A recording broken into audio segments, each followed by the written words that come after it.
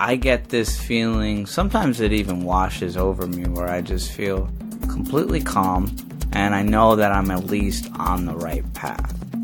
That moment, I pretty much get little hints of it, maybe right after I'm done with my tall vanilla sweet cream from Starbucks. I get that, and then I'm driving and it's beautiful, and every single day is beautiful. It's not raining like ever. So every single day, and I look out the window, I'm like, yep, it's beautiful again. I get to drive in my car, play the music that I want for as long as I want, and then I get to go home, right, or whatever. So those moments are great.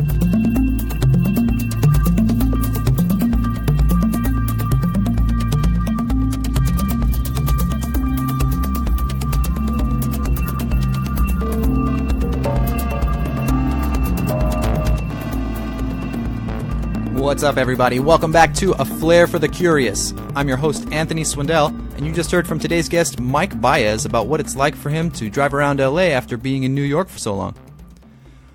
Mike's a writer, producer, filmmaker, and trained actor with a great sense of humor, who I met back in 2011 waiting tables in New York, and in 2013 he got a break to work with Lloyd Kaufman and Troma Entertainment on Return to Nuke Em High. After that, he went on to make his first feature-length film, Stiffed, a coming-of-age comedy about a waiter who robs people that don't tip. In our conversation, we talk about the ins and outs of independent filmmaking, what it was like for him to work at Troma Studios, and how important it is to commit to your craft and really put in the work. You can follow Mike on Instagram at MikeB_theActor. Check him out in Return to Nuke Em High, and he also made an appearance in Judah Friedlander's book, How to Beat Up Anybody, that is available anywhere you get your books. So this is episode 3. Although 2 is my lucky number, anybody who watched Schoolhouse Rock knows that 3 is the magic number. And I felt like I crossed a hurdle with this one. I got the first 2 out of the way, and this is the first episode that was recorded in my own home, so I had the home court advantage, a little bit more laid back. Also, Mike's a funny guy. He does a lot of comedy writing, and he's got a real laid back attitude. We work together as waiters in New York, and so our rapport is really playful, and it made for just a jolly good time, a great chat in general, and I was really inspired by how hard he works to put himself out there and just write.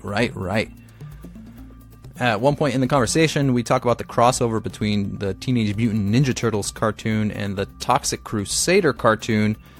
And when I was cleaning up after Mike left my home, on the notepad that I gave him, he scribbled down, favorite Ninja Turtle? So I think he was going to ask me that question, what is my favorite Ninja Turtle? But he didn't get to it. But I wish he did, so I'm going to answer that after the episode. I will spare you now and let you get right to our conversation, but stick around and I will be answering that question after our chat.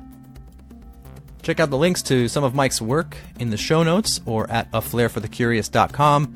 And if you've got 10 extra seconds, I would really appreciate it if you could go click that 5-star button and give us a rating on Apple Podcasts or wherever you listen. It would be greatly appreciated and would really help this podcast out. And thank you to everybody who's been listening in and supporting the show. I really appreciate all your feedback and positive support. It's been really encouraging. Okay, that's enough for this introduction. Let's get to it. Without further ado, I present to you my conversation with the illustrious Mike Baez. Can the shuttle has cleared the tower? Everything sounds good for you? Sounds great. I love the bass. Yeah, got some good sound. Sweet, hell yeah. So thank you.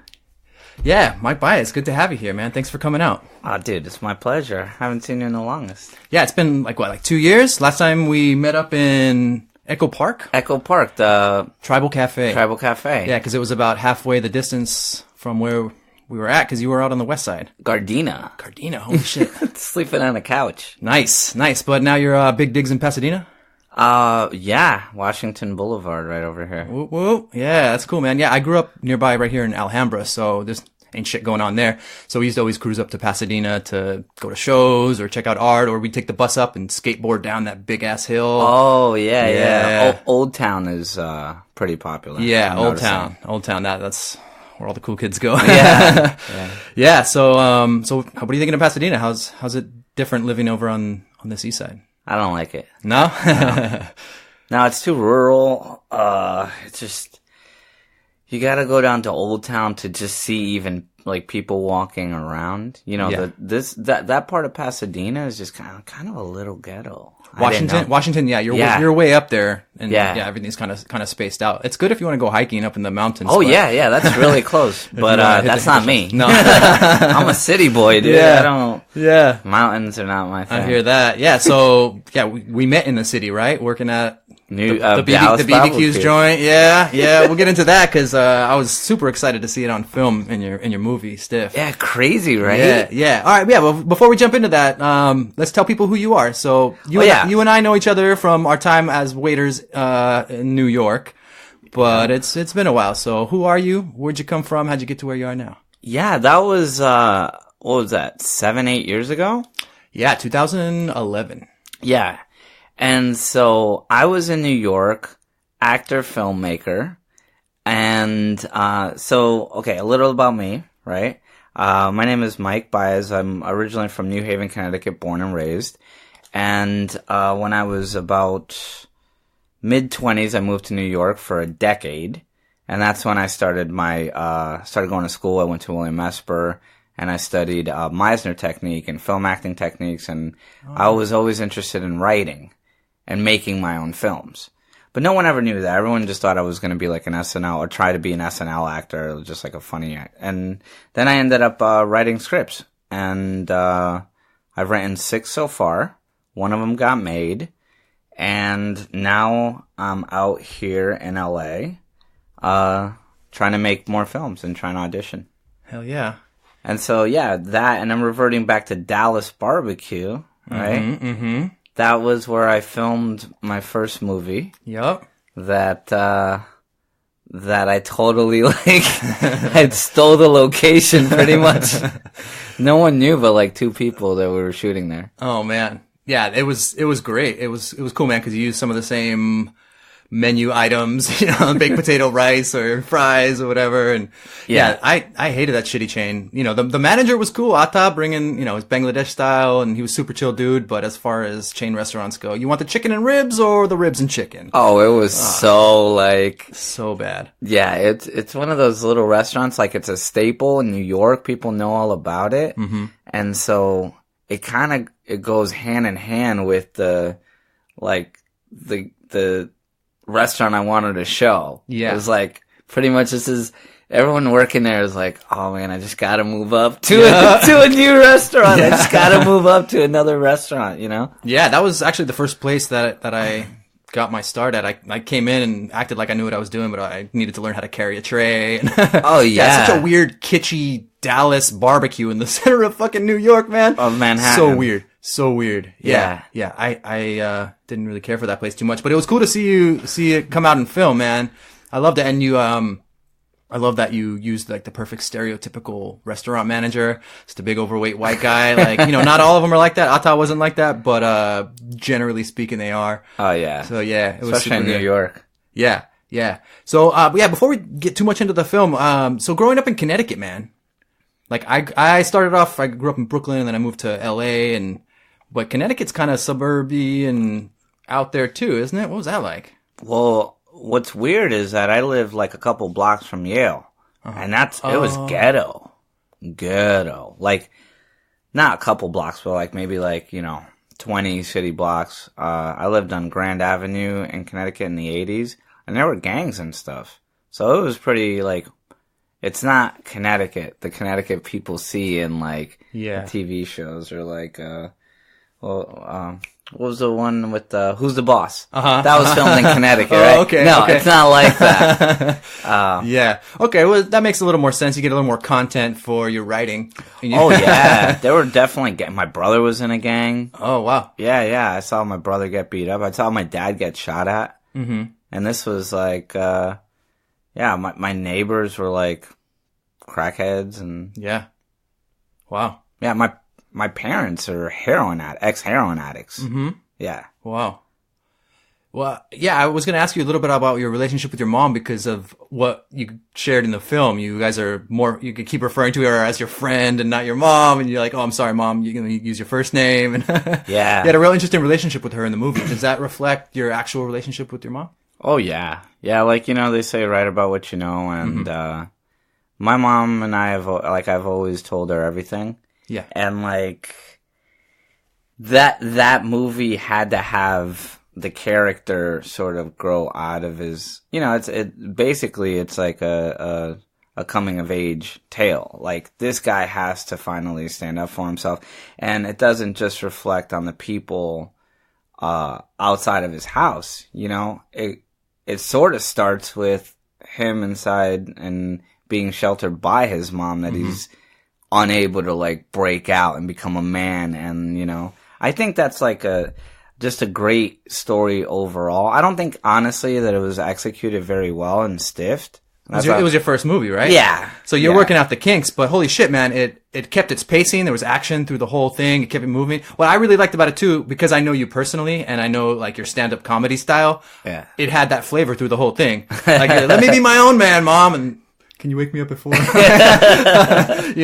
I really enjoyed it because I could tell it was your style through the whole thing. So I felt like, more connected to you, and I picked up on like some of the little nuances, and I definitely reflected your style throughout it. So I thought it was cool, man, especially for your first film. Hell yeah, dude. Oh, thanks, dude. Yeah. So we haven't actually said what the movie is and what the premise is. So why don't we say what it is? Oh yeah, so the movie's called Stift. It's a comedy about a waiter that robs people that don't tip. And so he is like a little OCD, so he'll rob people for the exact amount of the tip. And he's robbing people, and then he robs a made man in the Mexican mafia and kills him by mistake. So, sorry to ruin it, but yeah. Stift. Hell yeah. So it's a story, that's the overview, but within it, like, you're trying to also raise the money to help your mom keep her bodega open, so it's got that element to it. And then you say, like, when you're practicing your lines to go out, you say that you're doing it for every working American that gets stiffed, right? So I was like, oh shit, it's also like a working class movie, Yeah. It's for the people, not just for your own personal revenge, and I really like that. Yeah, it's got the whole under theme of like Robin Hood, robbing from the rich and giving back to the poor. Like, if you look at the movie, he doesn't really rob anybody. I think personally that didn't deserve it. Like, he doesn't just go out robbing people, so he's choosing them. You know? Yeah, you do a good job of making those who do the stiffing to be shitty people who they're the ones that deserve it. Yeah. I loved it, man. And then also the arc of how he became the superhero and going to like the drama class / self-defense class. That shit was hilarious, man, with Tough Tony. That was great. So much fun. He's one of my favorite characters. I just want to make a whole movie on Tough Tony. Oh yeah. Oh man. That would be a cool spin-off. And you work with that actor too, right? Yeah. And I was looking at some of your other reels online and I saw him pop up. Yeah. I first met Greg Garrity. I hope I pronounced that right, otherwise he's gonna kill me. But I met Craig on a shoot with Josh Apter, and it was a shoot called it was a dog type show, like it was bounty hunters, and it didn't really go anywhere. But being on set with those guys for that long was just like so much fun in itself. I think that's why people really want to get into acting, because you basically get to joke around with your buddies for about 8 to 10 hours at a time. What do you think this is right here? Yeah, exactly. Hell yeah. Yeah, dude, exactly. So, like, if you can get into it whichever way you can, like, that's a dream. That's why I moved out here. Nice. Yeah. That's cool, man. And in that film, you had a cameo with Lloyd Kaufman. Yeah. One of the founding members of Troma Film Studios. And I assume you met him when you did, back in 2013, Return to Nuke Em High. Yeah. Which ended up being a volume 1 and 2. Yeah. So you got some history with Troma, which I fucking love. Yeah, that's crazy. There's Toxie. Yeah. So, for those people who don't know Troma, I, in doing a little bit of research, listened to this awesome podcast called Wizard and the Bruiser, where they're all about like nerd culture and comic books and movies and games. They had a whole episode on Troma, so I got a little history. And so check this out. I just pulled out this action figure of Toxie. And so when I was a kid, I was into like Ninja Turtles and me too, all that shit. And so I got rid of all my Legos, all my Ghostbusters, everything, but I kept all my Ninja Turtles. Yeah. And I kept my Toxie with my Ninja Turtles, because to me, they just went together. Listening to this episode, though, it turned out the same person who made the Ninja Turtles cartoon made the Toxic Crusader cartoon. Oh, so no way. So no wonder they went together. There was the whole, like... What's his name? Post-70s oil problem, so there was, like, more nuclear power going on, so the idea of, like, toxic mutation was popular in the 80s. Who the hell knew these cartoons actually had a theme? Yeah, yeah. So I subconsciously made the connection by keeping that toy with my Ninja Turtles, but it was really cool to hear it come full circle and hear that that there's a crossover. The same green goo that came out in a lot of Troma films is the same green goo that was in the Ninja Turtles. It's a crossover! Yeah. So fucking Troma's awesome, man. So for people who don't know about it, I definitely recommend checking out that episode of Wizard and the Bruiser for an overview and some details of what Troma is. But I guess in a nutshell, they're independent film. It's art. Artists dude, being true to their art. Well, you go for it, man. They've been doing movies for over 40 years. I remember the first time I saw Toxic Avenger, I was in the room with my brother watching it, and we were just like, what the hell is this? Longest running independent film studio. Yeah, and we couldn't put our fingers on it. But what's genius about Troma, a lot of people don't realize, is that Troma pretty much started the so bad it's good trend. Hollywood's been trying to sort of emulate this. Oh, we're gonna make a movie that's so bad it's good. And they started the whole thing, these whole Sharknado and these, all these movies. Romeo and Juliet. Yeah, do you know that was James Gunn? No. You know who James Gunn is? No. You know what his last movie he directed? It was Guardians of the Galaxy. Oh, shit. 1 and 2. And his first movie was Romeo and Juliet. So that's something that they mentioned on this podcast, that so many people volunteer to work at Troma. It's all grassroots, so people are doing all the work. So you would learn more in a couple years working with Troma than you would going to a film school for 4 years. And many people got their start with Troma and then went on to do proper broadcast television. And so you'll end up finding Troma in weird places. Like, I think they said the Lifetime Network or some weird place that you wouldn't expect to find it. But some kid who came up doing Troma now has that executive job. And they're like, yeah, we'll let you in. Come on. They're going to be on the Chiller channel or whatever. Yeah, they're all over, really late TV. Yeah, because it's particularly gory and offensive, and all the things that you're not supposed to put in regular film comes out in there. Necrophilia, silly gore. Exactly. all the comedy super horror, crass stuff. Comedy horror and sex comedies. Exactly. Squeeze play. Squeeze play. They also the practical effects, right? They were around before CGI, so they had to do all these practical effects, which no one was doing at the time. Well, they were doing it, but not to the extent where you're ripping out a guy's intestines and wrapping it around and tying it up to a motorcycle and driving away, Yeah. It was over the top. Yeah. So humor. Bad it's good. Yeah. So bad it's good. And so, it's the kind of thing that most people find their teenage adolescent years, and it's either holy shit, it's so gross, cool, or you're oh, finally, it's okay to be this gross. I found, there's other people in the world as weird and freaky and open to weird shit as I am. Cool. Well, and people get immersed in it. It really love it. Turns people on to a bigger world of weirdness and, making it okay to push the boundaries in such a boringly normal world. Yeah, well, also, that's not one of those movies you watch alone. No. You get a group of friends and you get some beer and some mind-altering substances and you hang out and you miss half the movie because you're talking. Yeah, exactly. It's hard to maybe stay focused through a plot line of one of these, but they're thoroughly entertaining. Yeah, it's a group kind of. I will give you one of my favorite moments watching movies was growing up with my cousins. I remember this is the movie we rented. We rented Sleepaway Massacre 3. Nice. Right? Because we wanted to see boobs, and we were like 11 or whatever, right? Yeah.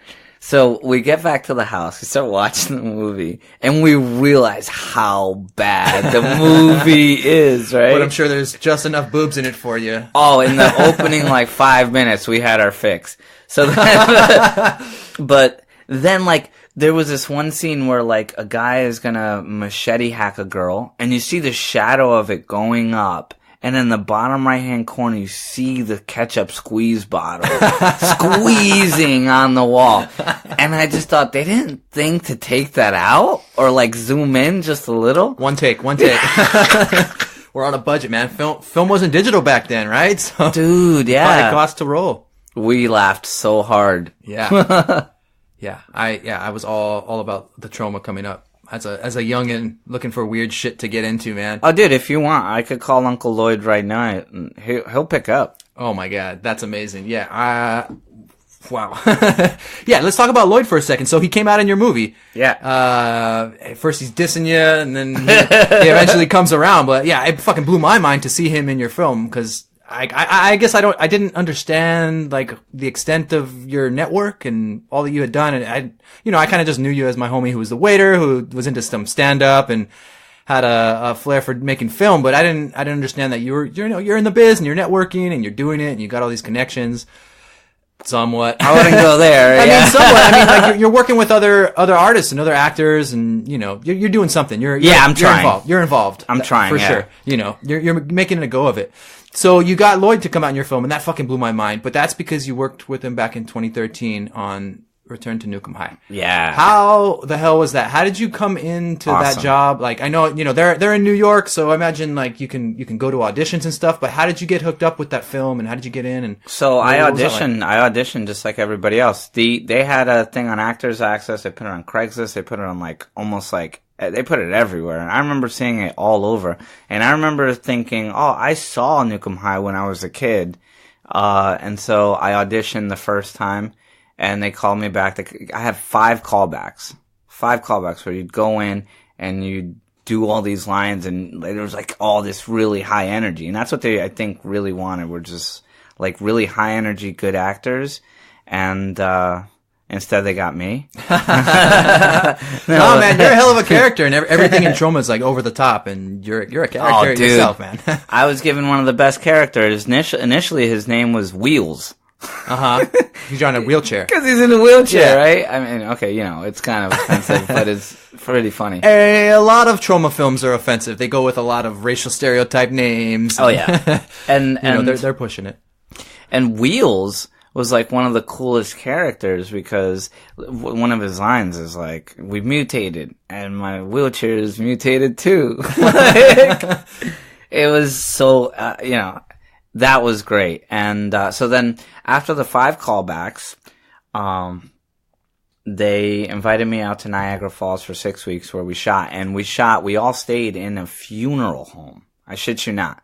Whoa. There was an abandoned funeral home, but they took 2 big rooms and they made it the boys' side and the girls' side.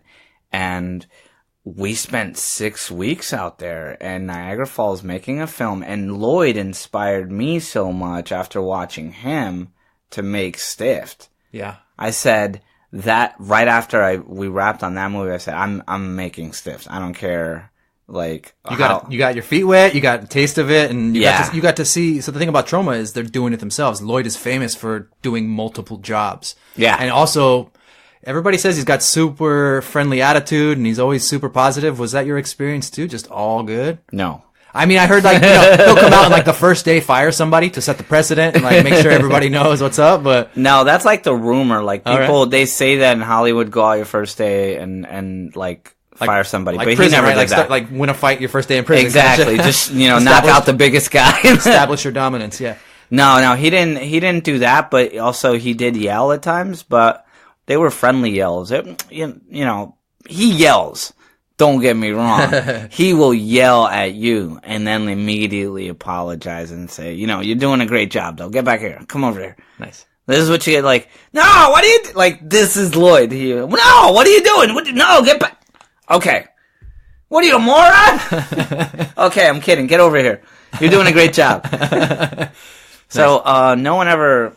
Lloyd's a great guy. Yeah. That's just the way he directs. Did you get to meet Michael Hertz, or is he just all behind the scenes? Was he on the set? No, not at all. He's always in the office. Literally, like, the quietest guy, too. Yeah. I didn't know who Michael Hertz was until, like, ever we get to talk wrapped. to Oh, yeah. Yeah. Yeah, if you go into the Troma office, right where I shot that scene for Stift, Yep. Michael Hertz sits right across from Lloyd. Yeah, and I guess their desks are like opposite, right? One's like clean and business, and then Lloyd's is like a fucking Troma Everything, caricature everywhere. set. Yeah. Yeah. It's really weird, but I love, look at Seth Rogen and Evan Goldberg, right? Mm-hmm.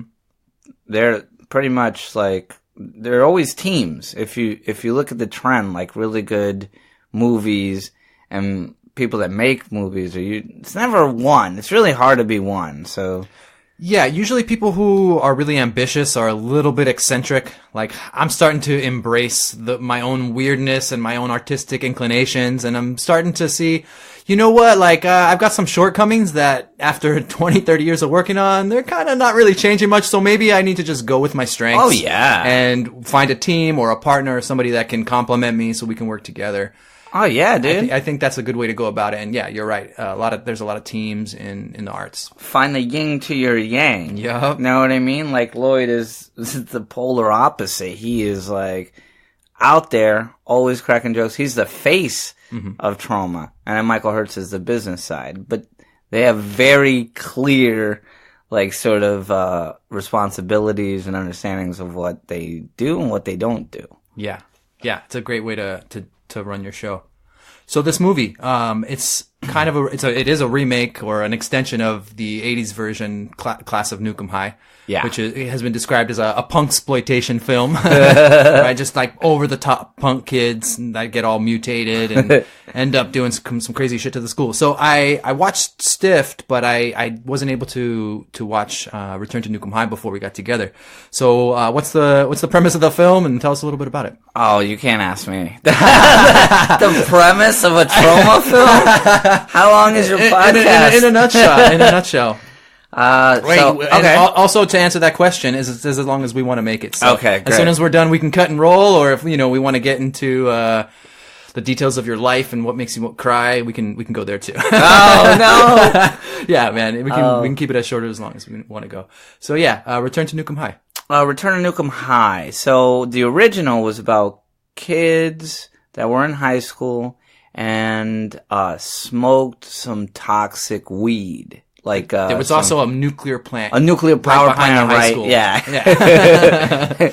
And so they got their hands on some nuclear weed by mistake, smoked it, and like some of them turned into cretins, right? Yep. And which I just have to let me revert back to when they offered me the part. I had auditioned for Mr. Chips, which is like not as big a role as they gave me. They originally offered Mr. Chips, which was like, he's a character, but he's not a cretin. So then they pulled me to the side and, they said, we want to offer you the role. And I was like, you can't, like, dude, first time someone offering you a role in a feature film, it was like huge to me. And I was like, yes. And then they pulled me to the side and they go, but we want to offer you the part of the wheelchair cretin. And I go, the wheelchair, and at first I was like, oh, I don't think he's as big. And I was like, oh, is he like, how? I didn't really read that part of the script. Is he a good character? Like, usually people in a wheelchair are ostracized and put in the back. And right. I'm thinking I'm going to have one line or something. And then they're like, no, he's like one of the cretins. And I was like, oh, one of the cretins. Yeah, totally. And then when I was supposed to die, I was supposed to be the first cretin dead. But people liked the wheelchair and the character so much that I was like literally the last cretin to die. Nice. Yeah. So they kept me around. They asked me mid-shoot if I could stay for the rest of the shoot. And I was like, oh yeah, sure. Okay. Awesome. Hell yeah, dude. So did the storyline kind of follow the same one as the class of Nuke Em High from the 80s? Oh yeah. Back to your original question. So instead of them smoking, toxic, radioactive cannabis, radioactive weed, they there's a food conglomerate that's selling food. It's like Plasti Troma Foods, and they're selling foods to the schools, and basically it has nuclear in the food. So when they do Taco Tuesday, some kid bites into the taco and his head fucking explodes. Nice. Oh yeah, that's in the preview. It's there's like these green glowing tacos. Yeah. Yeah. Nice. But if you get a chance, you should watch the movie because it's pretty funny. Tons of cameos. And it's Lemmy's last performance in that movie. Yeah, Lemmy from Motorhead's in there. Did you get to see him, or did you guys film in different No, time and space? other cast members did. Uh-huh. And I have to say, my friend Vito Trigo was extremely upset that they didn't even tell him. They told him after they shot it. Oh. And he's a huge Motorhead fan. And so they told him after, and I remember him just being bummed out the next day. Nobody told him. Meanwhile, like, Lemmy's hanging out with all the cute girls from Troma, because, like, that's what Lloyd will do. You know, we'll bring the beautiful women and, like, a bottle of Jack, and you can hang out. And Wow. He shot it for free, I think. Oh, really? Yeah. Wow. Yeah, he was in town doing a concert. So many people love Troma and just willing to... I mean, I would do it for free. So cool. So cool to be a part of Troma experience. Did you get to meet Judah Friedlander? Oh, I met Judah from before, actually, believe it or not. If you look at his book, How to Beat Up Anybody, I'm in his book. I showed up to that in New York, and that was like a year or two before Troma. Oh, I didn't know he had a book. Oh, yeah, he's got a book, How to Beat Up Anybody. And I showed up that day, and they were just looking for, like... What do you mean, what day? Book release day? No. So, his book has tons of photos. Uh-huh. So I got a casting call saying, like, we just need, like, comedians, funny faces to come out. Oh. And so... Just to shoot for the book. To shoot for the book. And if cool. you see the book, you'll see what I'm talking about. He's just beating up a bunch of people in, like, a bunch of really funny ways. Yeah. And so I went there, and I volunteered to hold up one of the lights to get Judah really good lighting. And so after that, he was like, all right, let me get you in one of these shots. And so he put me in, like, one of the shots, and then I'm in the book. And then I saw him again after for the, like, premiere, but I had no idea he was even in the movie. Oh. Yeah. Yeah, I was surprised to see him in there, too. Yeah. Yeah, that was cool. Yeah, it great. looked like a good cast. Did you enjoy working with everybody? What was it like working on that movie? Oh, dude, it was one of the best experiences of my life. So, like, it was about 20 to 30 of us, all guys, filmmakers in one side, and then on the other side were all the women. But, like, there was such a sense of collaboration. If you look at Stift, half of the people were in the Troma movie with me. Nice. Or a lot of them. The set design, the makeup artist, they were all from Troma. And, like, so they helped me, and they were big into the collaborative process, and just spending the summer up there with like-minded people was just the coolest. You'd go out and you'd have conversations, and you'd talk about, like, the films you wanted to make and that kind of stuff. And then at night you'd sit down and eat popcorn and watch other Troma movies and just laugh. Oh, wow. And, like... That sounds so cool. Oh, it was dope. It was really fun. Yeah, one of the best experiences of my life. Yeah. See, that's cool. You made a lot of personal connections, and then it inspired you to make your movie. So did you learn a lot about the filmmaking process? At that point, had you just written movies, or had you participated in making any of them? I tried making them, and I was terrible. Just like short films and sketches? I had bought a Rebel T2i, and I remember the Mike Baez show I tried doing at Dallas Barbecue. Total fail. Maybe that was after my time. I was short-lived there. I got a Rebel T2i DSLR. I'm like, this is it. I'm going to make movies from now on. And literally I had no lighting. I didn't know what I was doing. Half the shots out of focus. I had no idea what sound was, right? So, like, I make these, like, really dumb... I co-wrote them with my friend Alex Echevarria, who's a co-writer. He also co-wrote Stift. And we did, like, a web series, and they were like... The circumstances were funny. The execution was terrible. Yeah. Like, we didn't know what we were doing. But it was fun. We were learning throughout the whole thing. I bet. Is that available for people to check out, or do you wipe the internet clean? Oh, no, yeah. YouTube does not have that, yeah. It was there for a while, and I remember thinking, why do I even want to show this to people? Yeah. This is going to totally put them off. Yeah. Yeah, that's something I've been thinking about in doing this show. I thought about maybe doing some test runs, but I'm just like, you know what? I just got to jump right in. So, my first interview, I thought, went all right. There was a lot of nervous laughter, whatnot. But, I think, I listen to a lot of podcasts. Yeah. And usually the first few episodes, people are working out the kinks. They're finding their voice. They're finding like a good flow that works for them. Yeah. And yeah, I think just getting that first one out of the way, like I already felt more comfortable. I also, bought some more gear to make things work a little easier. And your setup is awesome here. Thanks, man. So pro. Yeah. I'm trying, cause, I want to take it seriously. So I give it the effort it deserves, spend a little bit of time like researching and preparing, like not just jumping in like, hey, let's shoot the shit, Yeah, you're more prepared than me. It's cool, man. Yeah, you've done all the work to get here. Everything that led you here is, what we're here to chat about, more or less. Thanks, dude. Right? Yeah, dude. So what is the craziest thing you saw working on that Troma film? Because I experienced nothing but craziness watching Troma films, so I imagine behind the scenes, it's gotta be pretty fucking weird. Craziest thing I saw.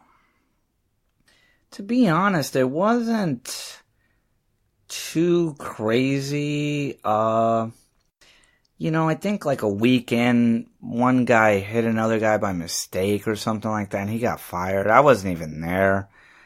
Usually they would just film in the morning, and like all the okay. Yeah. Okay. Coming back to you. That's all coming back. All right, wait. We're okay. So we used to go film in the day, and then every night we'd go to Duger's. Duger's. 98-year-old guy owned his own bar right down the street, right? Classic. And it was me, Adam Murphy, all the time. Adam Murphy is an actor that I know from New York since before the auditions for Troma. And then he auditioned for Mr. Chips. He got the part of Mr. Chips. And so he called me up and said, hey, they offered me this part. I just want to know what it's like over there. And so he asked for my advice, and I told him, it's pretty cool. There's a bunch of people. You got to bring a sleeping bag, whatever. And you should come down. And so Adam Murphy eventually got into, he was in the movie, but I known Adam acting on a Ridgewood banking commercial from like 3 years before that. Yeah. So yeah, New York is really small. If you're acting, you pretty much know everybody in the city. I totally forgot what the question was. Craziest shit you saw on the set. Yeah. Yeah. So reverting back to that, we'd go to Duger's, and then Duger's we were drinking, and one time Zach Amico, he's one of the craziest like characters in the movie. He takes a staple and puts a dollar bill on his forehead and just staples it to his forehead. And everyone is just like, what the fuck are you doing? And then he just kept doing it. He put it on his arms, his nipples, his chest. And we're all looking at him like, dude, there's a bunch of other guys here. We don't care. I don't know who you're trying to impress. And yeah, and then like I remember there was he had brought like a stripper, and she teased everybody, and then she left. That's the job. Yeah, we were all like, "What the hell? Something." Yeah. Staples. Yeah, self-mortification. You get an interesting crowd with Troma. It was weird. There was blood everywhere, and then like he starts like bleeding, and so he licks the blood, like spits out the blood, and then pours it all over his face, and we're like, "Okay, nice." Some people are into that. I was just like, I just want to drink my beer. Yeah. Weirdness shows up in all ways, I guess. Yeah. That's cool. That's cool. Anything you didn't like about working on that set? I mean, it's like one of those things. It's like, a father that beats you and then you grow up, you still love him after. you a kiss with a fist is better than none? Yeah, it's almost like looking back at all you can really think of are the good times, you know? Yeah, yeah. I mean, I just remember some nights were super hot and the fan sucked. It got really hot in there until, like, you can get a personal fan. Mm-hmm. Yeah, you were fucked. You were trying to just, like, move around to find... There were, like, 3 box fans. Yeah. Like, everyone was pleading, like, AC, can we get an AC? And the producer was like, oh, we'll get you another box fan. Ouch. Yeah. How about, how much of your own personality or style or lines were you able to incorporate into your role, or was everything just directed super specifically for you? No, Lloyd was great about that. Lloyd would totally let you sort of improv, and he would accept anything that you would if it was good. Yeah. And the majority of my lines made it in. Nice. That I totally improv'd, and I asked him right before. Like, if you watch the movie, there's a line where we all mutate, and we come out, there's all this smoke, and I go, we mutated, and my wheelchair's secretly, or my wheelchair's illogically mutated too. That's the line, right? And then literally the next line I improv'd, and they kept it in the movie. So the next line is, and I think I can feel my legs. Nope. Nice. Still a cripple. Nice. Yeah. Yeah. I love your redirects in Stiff too. Like, you get some of these redirects in there, and it's like, oh, fucking classic, man. Oh yeah, yeah. You know, these tropes and all these cliches. That's what I love about writing these movies. Is that, like, right now I've written 6 movies or 5 since Stiffed, so 6 total. And for me, they each keep getting better and better. They say it takes about 10 until you sell your first one, but I'm pretty sure that someone will buy the 10th one and then go back and buy a 6th one or a 7th one. Yeah. Yeah. They're getting pretty good. They're getting really good. Before we talk about some of your other scripts, I just want to ask you, so you do stand-up comedy periodically, so I imagine you write your jokes too. So I just want to ask, does your comedy writing affect your script writing, or does your script writing affect your comedy writing more? Or do they kind of just go hand in hand? A lot of people bring that up to me. They say you're scattered to me. And I think when inspiration hits, you write it down. Yeah. And that's all you pretty much can do. And I mean, until you have the time, and then you go full thing. So to answer that question, some of them go hand in hand. Some of the comedic jokes that I've written as a joke sometimes finds its way into a movie or a script, and vice versa. Wanted to write a scene for, like, a funny scene that I thought of that I wanted to put in the movie, and then I realized, oh, this is probably better left alone as a sketch, like just a sketch. And so part of me is, right now I'm saving up to, like, buy a camera and, like, jump into shooting sketches, and shooting, like, short films and trying to make these feature films. Yeah. Mm-hmm. That's cool. All right. Yeah, that answers that. I guess, yeah, I kind of feel the same way. I'll jot down an idea, and then if I have time to tease it out later, or it stays in my brain, I keep thinking about it, like, let me go add to it. And I guess telling a joke, there's a story to it. You're set up. It's the same thing as, I guess, writing out a story. And so it can be acted out by different people, or just you tell it and make it funny. Well, yeah, I'll think about, like, sort of like a premise or something will hit me, and then I where I test a joke out? I test a joke out in, like, lift cars and whatnot. Yeah. With people. And I gauge their reaction. Sometimes it works, sometimes it doesn't. Sometimes they give me a better punchline. I shit you not, yeah. I'm like, sorry, dude, I can't give you credit for this, but I'll totally take the credit for this joke. Wow. Yeah, so that's one of the things about stand-up comedy that's, I think really daunting is you have to practice in front of other people to Yeah. get the reaction. You can't do it in a bubble.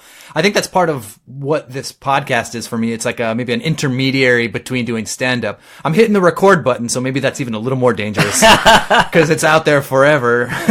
Oh, But it's giving me a little bit of a buffer between a live audience, so to speak. So I'm able to just work with my voice and find the things I want to say and how I want to say it. You'd probably do better in front of a live audience. Probably, yeah. So I think part of the confidence that I've had to jump and do this is I've been doing more public speaking. You know, as I mentioned before we got started, I'm starting into my 4th year in college. So I've had to do a shitload of presentations and public speaking events, and I've done interviews at school and hosted different things. And so now I'm just you being just out have there to. I'm Puerto Rican, so just explain this college thing to me. What's that? College? Yeah. So I go to this place every day, and these really nice people hold my hand and help me read books.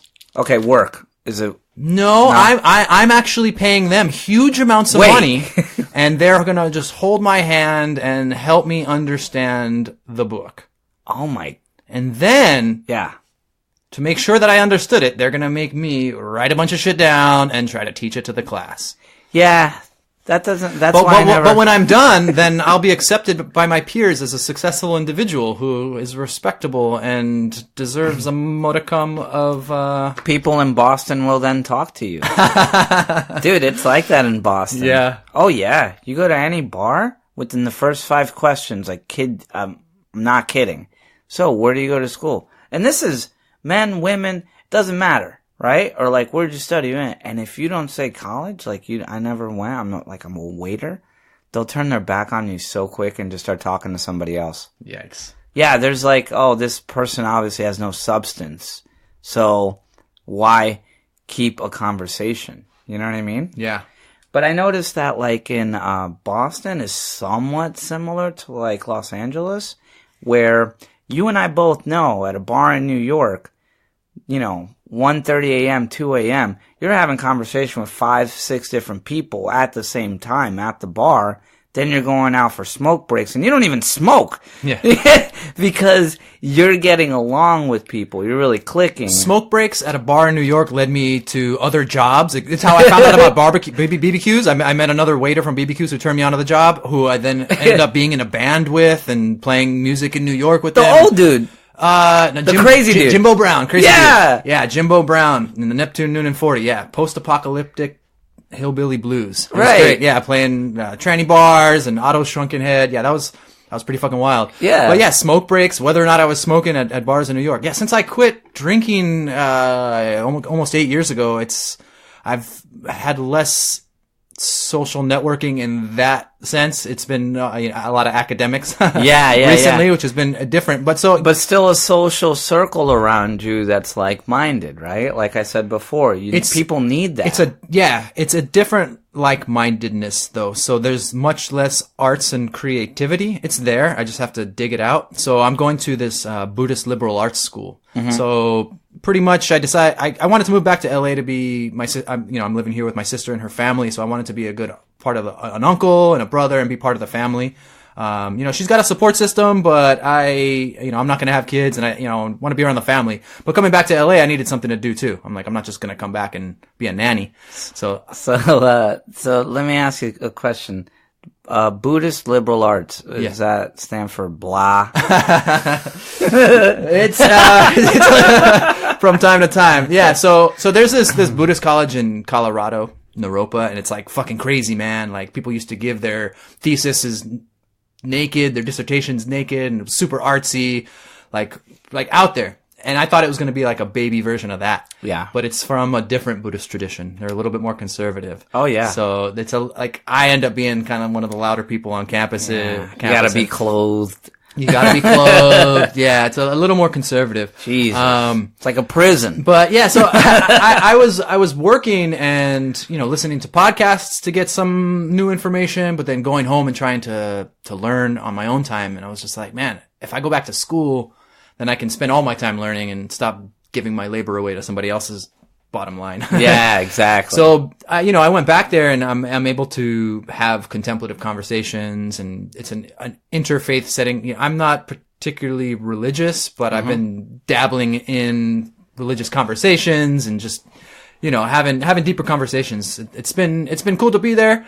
They've got like a crazy esoteric library, scriptures from all religions, as well as like interesting occult and psi phenomena, and just fucking, I get lost in that library, man. It's super cool. So it's a weird little place in LA to exist. And so, they're Buddhist inspired, but it's also an American liberal arts college. So it's supposed to be a fusion of East meets West, and we've got a lot of students coming from China and Taiwan and other places around the world. So we got a lot of international students, but it's really a small school. It's only like 400 students total.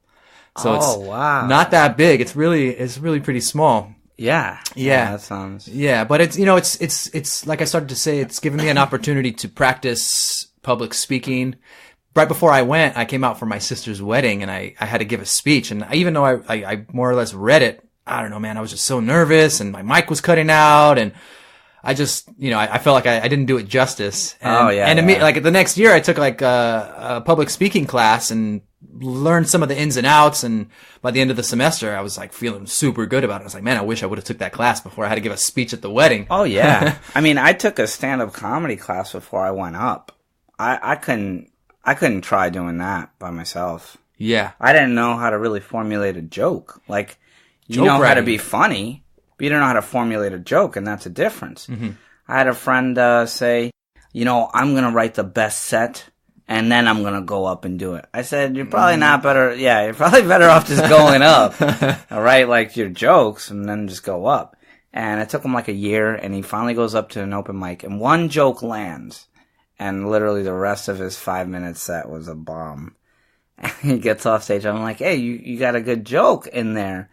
You could work on it. I'm never doing this again. Yeah. That was it for him. And I said, yeah, dude, like, it's not easy starting. Especially starting anything is, really hard. Especially, like, getting into joke writing. Yeah. Yeah, I think I'm ready to broach it now that I've gotten over. Give me one. Go ahead. No, I don't have anything. I don't have anything on the fly, but I think the thing that had been holding me up is I don't want to, get up in front of a crowd and look stupid, but I think I have broached that, and I'm over it, and I'm past it, and I don't give a fuck anymore. So I think it required a little bit of I don't give a fuck to. You realize that's what stand-up comedy is. They absolutely have to laugh at you.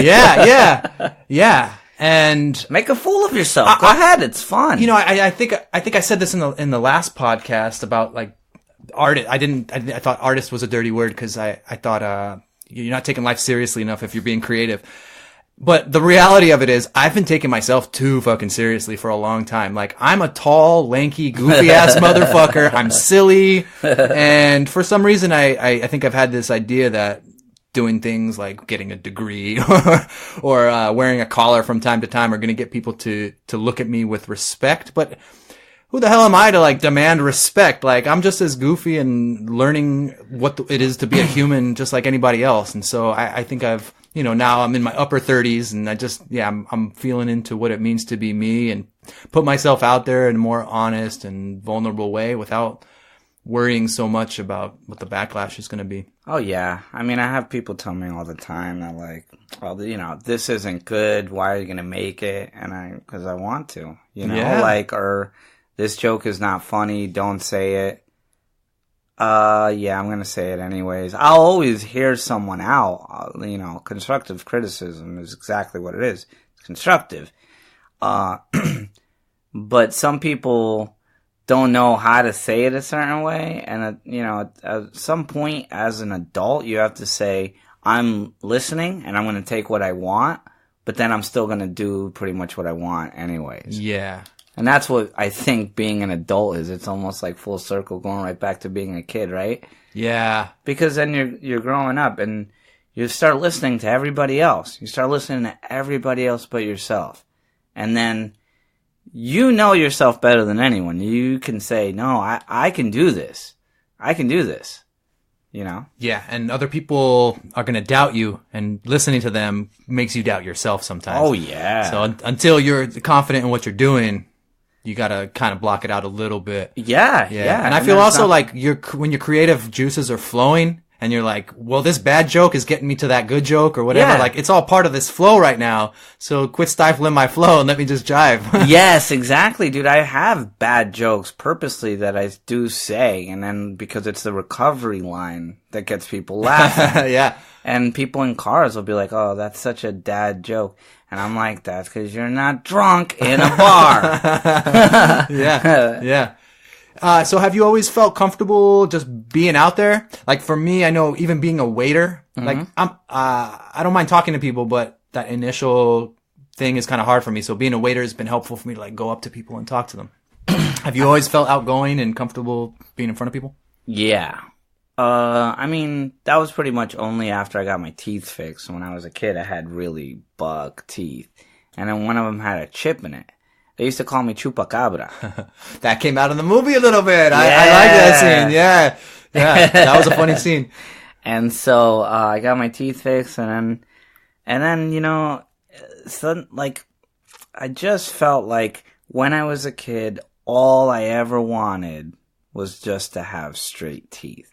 And once I got that, everything else kind of brushed off to the side. It just felt it was all just bonus. Yeah, everything was bonus. You know what I mean? Like, I'm a short dude. I'm not particularly, like, handsome. But, like, once I got my teeth fixed, it's like, I'm the Joey Mac, baby! Yeah. So I never, like, I don't know. It just, yeah, you know, everyone's, like, self-conscious. But I just feel like, if you're an average, normal-looking guy, just be a good person, talk to people, and be real. Like, that's what a lot of people can't do. That's when you find yourself talking about the weather or whatever the hell. Especially now. Everyone's got a filter, dude. Everyone's afraid to say something. Yeah. And we've never lived in, like, a scarier time where if you have a joke or something that's, like, offensive or whatever. I mean, comedy is one of the last places where you can push the edge, and yeah, the line is getting tighter and tighter these days, but there's still an edge, and some of the shows that aren't recorded and broadcasted get a little bit wilder, and even the ones that maybe don't have as big of a platform. Like, have you ever listened or gone to a Kill Tony show? No. You know this? No. Kill Tony over on the West Side. So this guy Tony Hinchcliffe, he's a comedian, and he has a stage, he's got a table, Red Band's up there with them doing sounds and sometimes talking in the mic, and then they have other comedians come up every show, different comedians come and join them. And they have a bowl, and all the people in the audience put their name in a bowl, and they pick a name, and you get to come up and do 1 minute. You come up and do 1 minute, and the audience wants to see you fail more than they want to see you succeed. Oh, yeah. Because after that minute, Kill Tony and the guests interview him. Oh, shit. You know, like, how long you been doing comedy? And, like, what's interesting about you that we would want to hear? And you know, sometimes it goes really fucking weird. You know, sometimes people are drunk, or one guy was on mushrooms and freaked out. They had to drag him off. Sometimes it goes really bad. Where is this? But sometimes it's a lot of fun. I want to say the Comedy Store. I can look it up. Kill Tony. Yeah, it's on the West Side. He broadcasts as a podcast, as well as you can watch it on YouTube.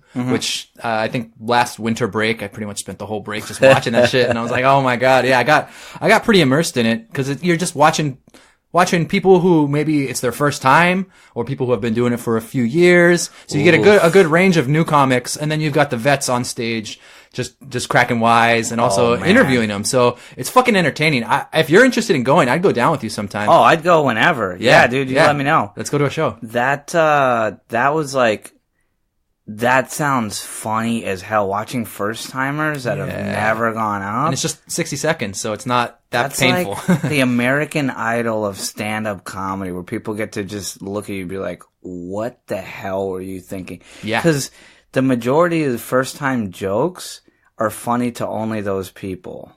Like, it's not a wide variety. They don't pick their audience. So they'll tell a joke that's, like, funny between them and two friends. And then suddenly you're looking at them like, this doesn't make sense. The inside jokes don't fly in the crowd. Yeah, you had to be there. That doesn't work, buddy. Yeah, it's fucking cool, man. We should check it out. Yeah, I'm down. Yeah. That's great. So about these other scripts you wrote. Yeah. Yeah, let's get into some of those. What else you got on the docket? All right. So I wrote 4 comedies. I just recently wrote a movie called Man Enough. Man Enough. Man Enough, which is like one of, I think, my favorite ideas ever. All right. Tell me more. All right. So this movie was particularly written for Kevin Hart. Okay. Yeah. I was imagining Steven Seagal when you said the title, but Kevin Hart, tell me more. Tell me more. I haven't heard the premise yet. All right. So picture Kevin Hart. He works at Timber, a dating app. Right? Sounds like a lot of log jamming. I like it already. Yeah, log jamming, right? The thing is, the logo's like Timber. We set him up, you knock him down. Nice. And there's a woodchuck like on a tree. Right? So Kevin basically works in the IT department and he cannot get a date to save his life. So he manipulates a swipe system so that anybody lands on his page automatically swipes right. Okay. Right? He is finally going on all these dates. Right? He's getting a little cocky. He goes on a date with Ronda Rousey. Right? UFC girl. Tough girl, right? Nice. So they're at a bar, they mash, they click, right? They leave the bar, a mugger comes up, he's like, give me your money. And Kevin Hart's like, oh yeah, sure. She's like, no, wait a minute. So bottom line is the mugger knocks out Kevin Hart, and Ronda Rousey knocks out the mugger. Kevin Hart wakes up in her bed, looks around, he sees Tough Mudder trophies, Olympic gold medals, UFC belts, right? He's like, holy shit. So he goes to get out of bed, and she walks in. He's like, hey, I'm not wearing any pants. And she's like, yeah, you kind of had an accident. And he's like, oh, I like peed myself? And she's like, no.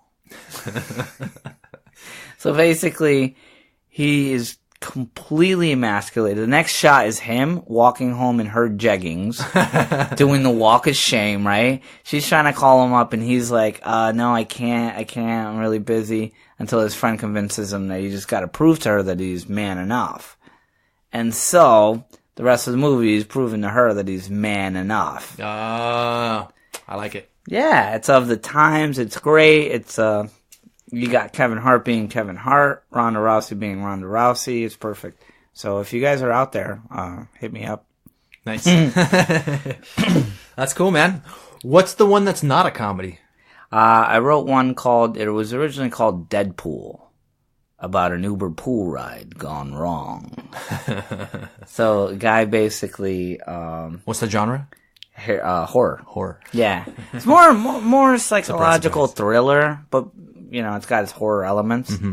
So a person gets into a car and starts killing people, and he tells the Uber ride driver to keep driving, keep picking people up. And so it's basically Saw meets Collateral in a car. All right. Yeah.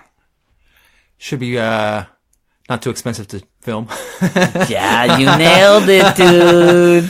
Shoot low budget. Summer's over. High concept. Shoot that in a week.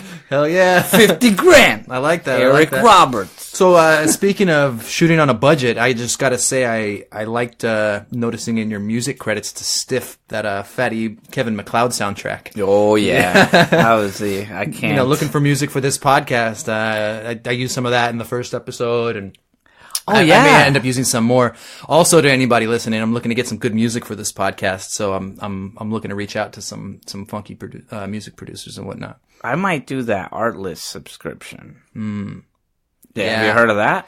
Yeah, I know. I've been thumbing through a lot of the free or licensable music, and yeah, there's some good sites out there, and you get a lot more access if you pay the little subscription fee. But it seems worth it. You should totally reach out to them. I'll plug them right now, and then you just say, "Hey, let's sponsor the podcast." Yeah, but no, this the Artlist one is like $200 a year, and you have access to everything. Like, it's not for everybody, obviously. Mm-hmm. You know what I mean? If you're gonna do like 1 or 2 projects a year, probably not worth it for you. Yeah. But I want to get one. Yeah, I mean, for film, you're using so many different sounds throughout the movie and throughout the skits and whatnot. Yeah. That makes sense. I mean, for something like this, I think probably once I find the right music, I'll stick with it. Yeah. Or maybe plug some different bands from time to time. I think I'm gonna keep the show kind of like a mullet. Business in the front, party in the back. So the openers are going to be straight to the business, and then the bumper on the end being a little more weird and sharing a little more funky stuff. Maybe promoting some local artists and bands and stuff. Yeah. But yeah, business up front, party in the back. Yeah, there you go. Like a mullet. Yeah. A little white trashy for my style, but why not? Yeah. You got any other scripts you want to talk about? Let's see. Man Enough, Deadpool. I wasn't there already a movie with that name? Yeah. Some people say, they're like, oh, aren't you afraid someone's going to rent your movie? Because I'm like, no, I'm sort of hoping it. Oh, but what if they confuse it for the wrong way? I'm like, you think they're going to ask for their money back? Because a lot of people don't do that. Hollywood's been doing that for years, right? This is the first time it would be done in a polar. Like, how can you actually, mistake a character who's like Deadpool, with, a guy in a car? I can't make a poster that's going to look like. So it is what it is. It'd be like, Mike Baez is Deadpool, or Deadpool 2018, or whatever. Or with the space between the dead and the pool. Yeah, exactly. Or, Death Pool, Pool of Death, I don't know. Share Ride Killer, I don't know. I like Death Pool. Yeah! More than Deadpool. Death Pool? Yeah. That might work. Yeah, I don't know. I like it. Yeah, but That's I'm cool. pretty sure there's a death pool out there too, right? That's true. There's a pool. Pretty common word. Yeah. 1 pool, 3 kids. Way too much chlorine. 4 deaths. How? Yeah, exactly. Yeah. Yeah, it's hard to come up with anything new these days. It's all bric-a-brac. The pool that will burn your eyes. I really like the bass on these mics. Yeah, it's pretty good. Mm-hmm. Yeah, not too bad at all.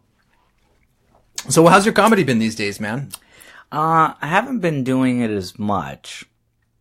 Yeah, I don't really know why. Kind of busy driving those death pools. But yeah, I you want gotta to make that money for your camera, right? If I know you do more film. Yeah, I'm trying to sounds really like the get comedy into is it. just a way to test out your film writing stuff, huh? Yeah, comedy is fun. I just feel like, someone gave me some great advice. I'd love stand-up comedy. And they said, if you really, really want to do something, you'll find a way to do it. Mm-hmm. You'll do it 5-6 days a week if you can, right? So with this stand-up comedy, it's not something I really, really want to do. I want to make films. Mm-hmm. I want to make funny films. So that advice was great. Yeah. That advice was great because when they said that, I said, okay, well then I got to really be real to myself. I want to put myself in funny situations, in funny circumstances, inside movies, inside sketches. But stand-up comedy is, I don't think, I can make people laugh around me, but I don't think I'm a real stand-up comic. I think, the idea is that I get funny on TV, and then I can maybe try and do a stand-up special, or try, if, I get on a good TV show, or I make a good movie, or whatever. But that stuff to me comes first, and so... then you got a lot of people looking at you like, oh man, you should just do stand-up comedy. You should just focus on stand-up comedy. And you're like, I know what you think I should be doing, right? But you're, and then the person's talking to me is like 6'5". I'm like, you should play basketball, right? You should, I don't know, wash windows. Yeah, wash windows. I don't know, right? Oh, you're built for it. Yeah. Yeah, Mike, you're really sure you should be a horse jockey. I can't stand horses. Why would I want to be a horse jockey? Yeah. You know what I mean? Don't micromanage me. Don't put me in a box. Yeah, man. Jump up on that soapbox. Yeah, man. Yeah, it's fucking good, dude. Yeah, you're doing it up. Are you promoting this bad circuit? No, not really. I'm starting something new, actually. I'm going to be starting a production company where we're trying to focus on making 1 to 2 movies a year. Nice. Of the ones that I've ran. So, yeah, that's it. Is that already established? Has a name? You gonna start working on that, or is it kind of still in the works? Everything is still in the works. It doesn't really have a name. I don't really have potential partners. So I'm still trying to find people that are like-minded, that really want to spend most of their days even like writing and making it happen. What I find a lot out here is that a lot of people want to meet about having a meeting. Yep. And nothing is getting done. Yeah. Nothing. That has definitely been my experience out here as well. I'm not in the same industry as you are, but across the board planning events, because I try to participate and work on and help people do different things. It's hard to get people to actually do something. Yeah. Dude, hey. You're a fucking hustler, man. Like, I think Troma is exemplary of that. You know, it's fucking doing it. It's hands on. Not gonna wait for somebody to give you permission or give you the funding. Like, that's what I mean. Do it. 90% of the people, like, if you look at their first scripts, it's like, oh, it's a dystopian future on a spaceship, and you're like, it's a $5 million movie. Why do you think no one's gonna make it, or even looking twice at it? Because if they want a dystopian movie, they'd hire a Hollywood guy to write that. Man. yeah, bro. Lead with Death 4 people, one car, like 3 GoPros. Like, your budget's like $300. Work on that. Make it good. Yeah. You know what I mean? But too many people want to break out with, like, you know, The Dark Knight in their first movie, and they want to do all these things. And I'm like, well, why don't you write something you can shoot yourself so that you can show off your work, right? Oh, but you know, it's going to cost $100,000. I mean, well, does it have to? Then write something else. It's going to cost you like $2,000, $3,000, something you could shoot in a room, shoot a short film. But too many people are just, I think, know. You know, the aim for the moon, right? But people want to start there too. You can't start where you're aiming. You gotta sometimes work up to it, and people don't want to take that. Romeo and Juliet, if you look at that original script by James Gunn, it wasn't even in proper format. It was a transcribed script. It was literally dialogue. He says, she says, she says. There's literally no action, I don't think, in the script if you look at it. Yeah. And that's how he started. You know what I mean? But work begets work, right? Yep. Like, the people. It's a flow, man. It's really just building on the momentum and making more connections and getting more gear and learning more skills, and it builds on itself. It builds on itself, right? So, like, you know, you started with buying the equipment, right? Then, like, maybe next month you'll, like, start filming this, right? And then you get a little camera and you put it up, and next thing you know, like, you got a YouTube show, right? But you're not going to go out first day and buy all this shit and then just you're like, oh, I got 5 views. Nobody likes me. Yeah, no one knows who you are. Yeah. I'm not expecting it to really pick up until I've got it out there for a while, and I got a couple dozen episodes for people to listen to and some momentum, and like I said, find the voice. Well, and do it, do it because you love it. Yeah, that's exactly what it is. It's exactly what it is. Yeah. Yeah, and so, I don't know. But I like to write, movies that are like low budget, high concept. So I'm writing one right now called Death Prank, and it's about a YouTuber who pulls off a prank that's pretty dangerous, and I'll leave it at that. All right. Yeah. Don't give it too much away. Exactly. If you could make any movie or work with anybody right now, what would it be? I would make Man Enough with Kevin Hart and Ronda Rousey. That would be my dream. If I got to wake up and direct those two, like, in my movie, I could die right after. I would be the best. Nice. Man. Kevin Hart, if you're out there, read Man Enough. Is it out there?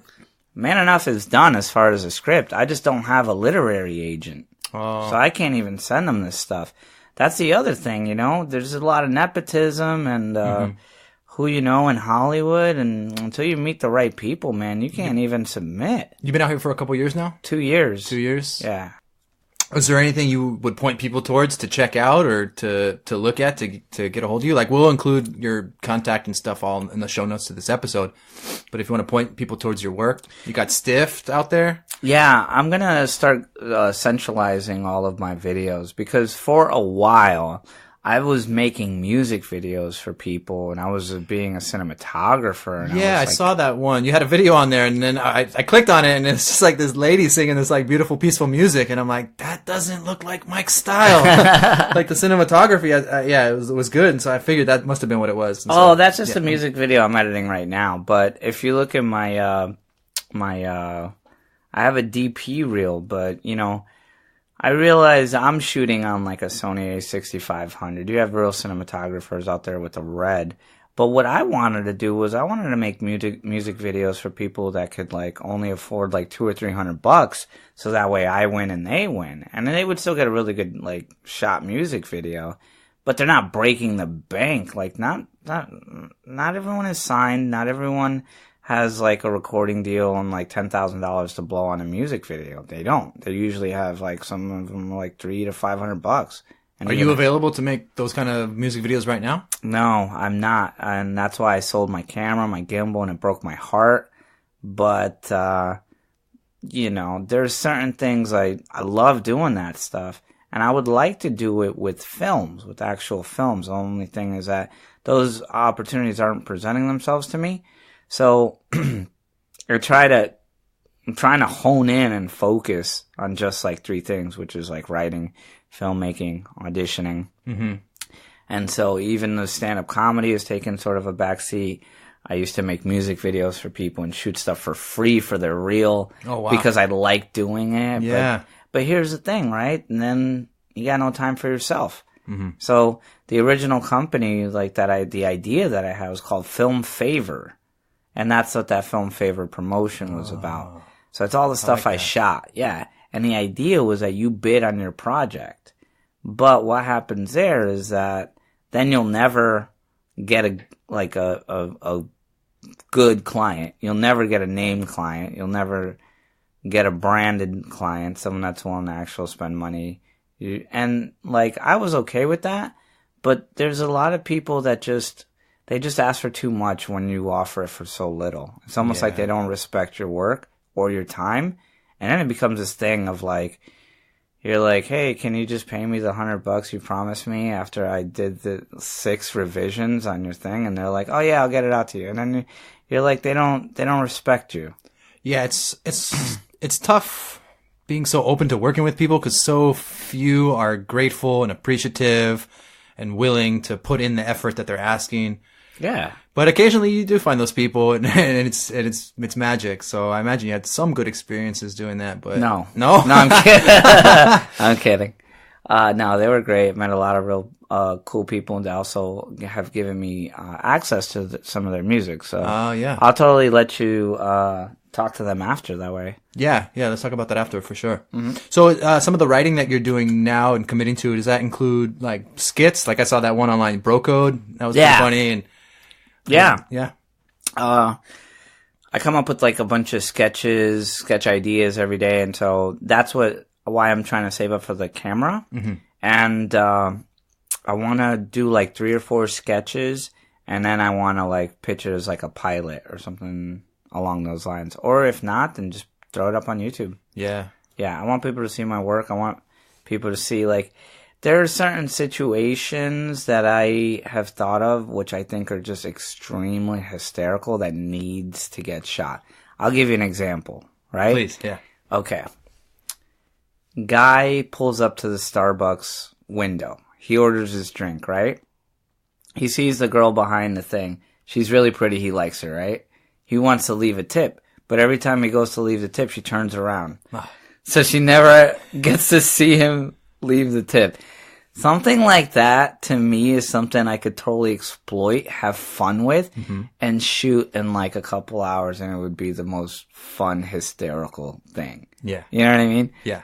Because we've all been there, right? Yeah, absolutely. Yeah, it's those weird, quirky, uncomfortable observations that really, I don't know, everybody has those kind of interactions, so I can identify with it real easily. Yeah. It's so very Seinfeld-y. I had written another episode of Bro Code, but the thing is, the next one I wrote is at a bar, which we have to rent, and I don't have the money and I don't have the camera right now. So eventually, I kind of had to start over when I sold all my equipment, because, like, I had left my job as a waiter, and I left kind of abruptly, so then I had to catch up with, like, some bills, and I had to sell all my equipment. But I'm really looking forward to getting some new equipment and shooting some really cool stuff. Cause like I get the advice where people are like, oh, that's been done before. That's this, that's that. And I'm like, no. It's been done. It's not been done by me. Yeah. So you gotta wait till you see my take on it. Yeah. Yeah. That's definitely... Yeah, knowing you and getting to hang out with you personally, like, you got this whole thing with you and the other waiter where you guys are joking, you have a rap battle, there's all kinds of funny shit between you guys behind the scenes as waiters, and that's definitely reflective of my experience with other waiters, just always shooting the shit and, like, cracking wise, and I don't think I've ever had any epic rap battles before, but, yeah, like, I have enjoyed having you as a friend and getting to see your quirky observations, because like you said earlier, it's about being real and like being honest in how you deliver your art, and you're definitely an authentic human being. You're always, you're definitely not sugarcoating anything, and so I think your observations really connect with people. Yeah, I appreciate that. It's pretty funny. Yeah,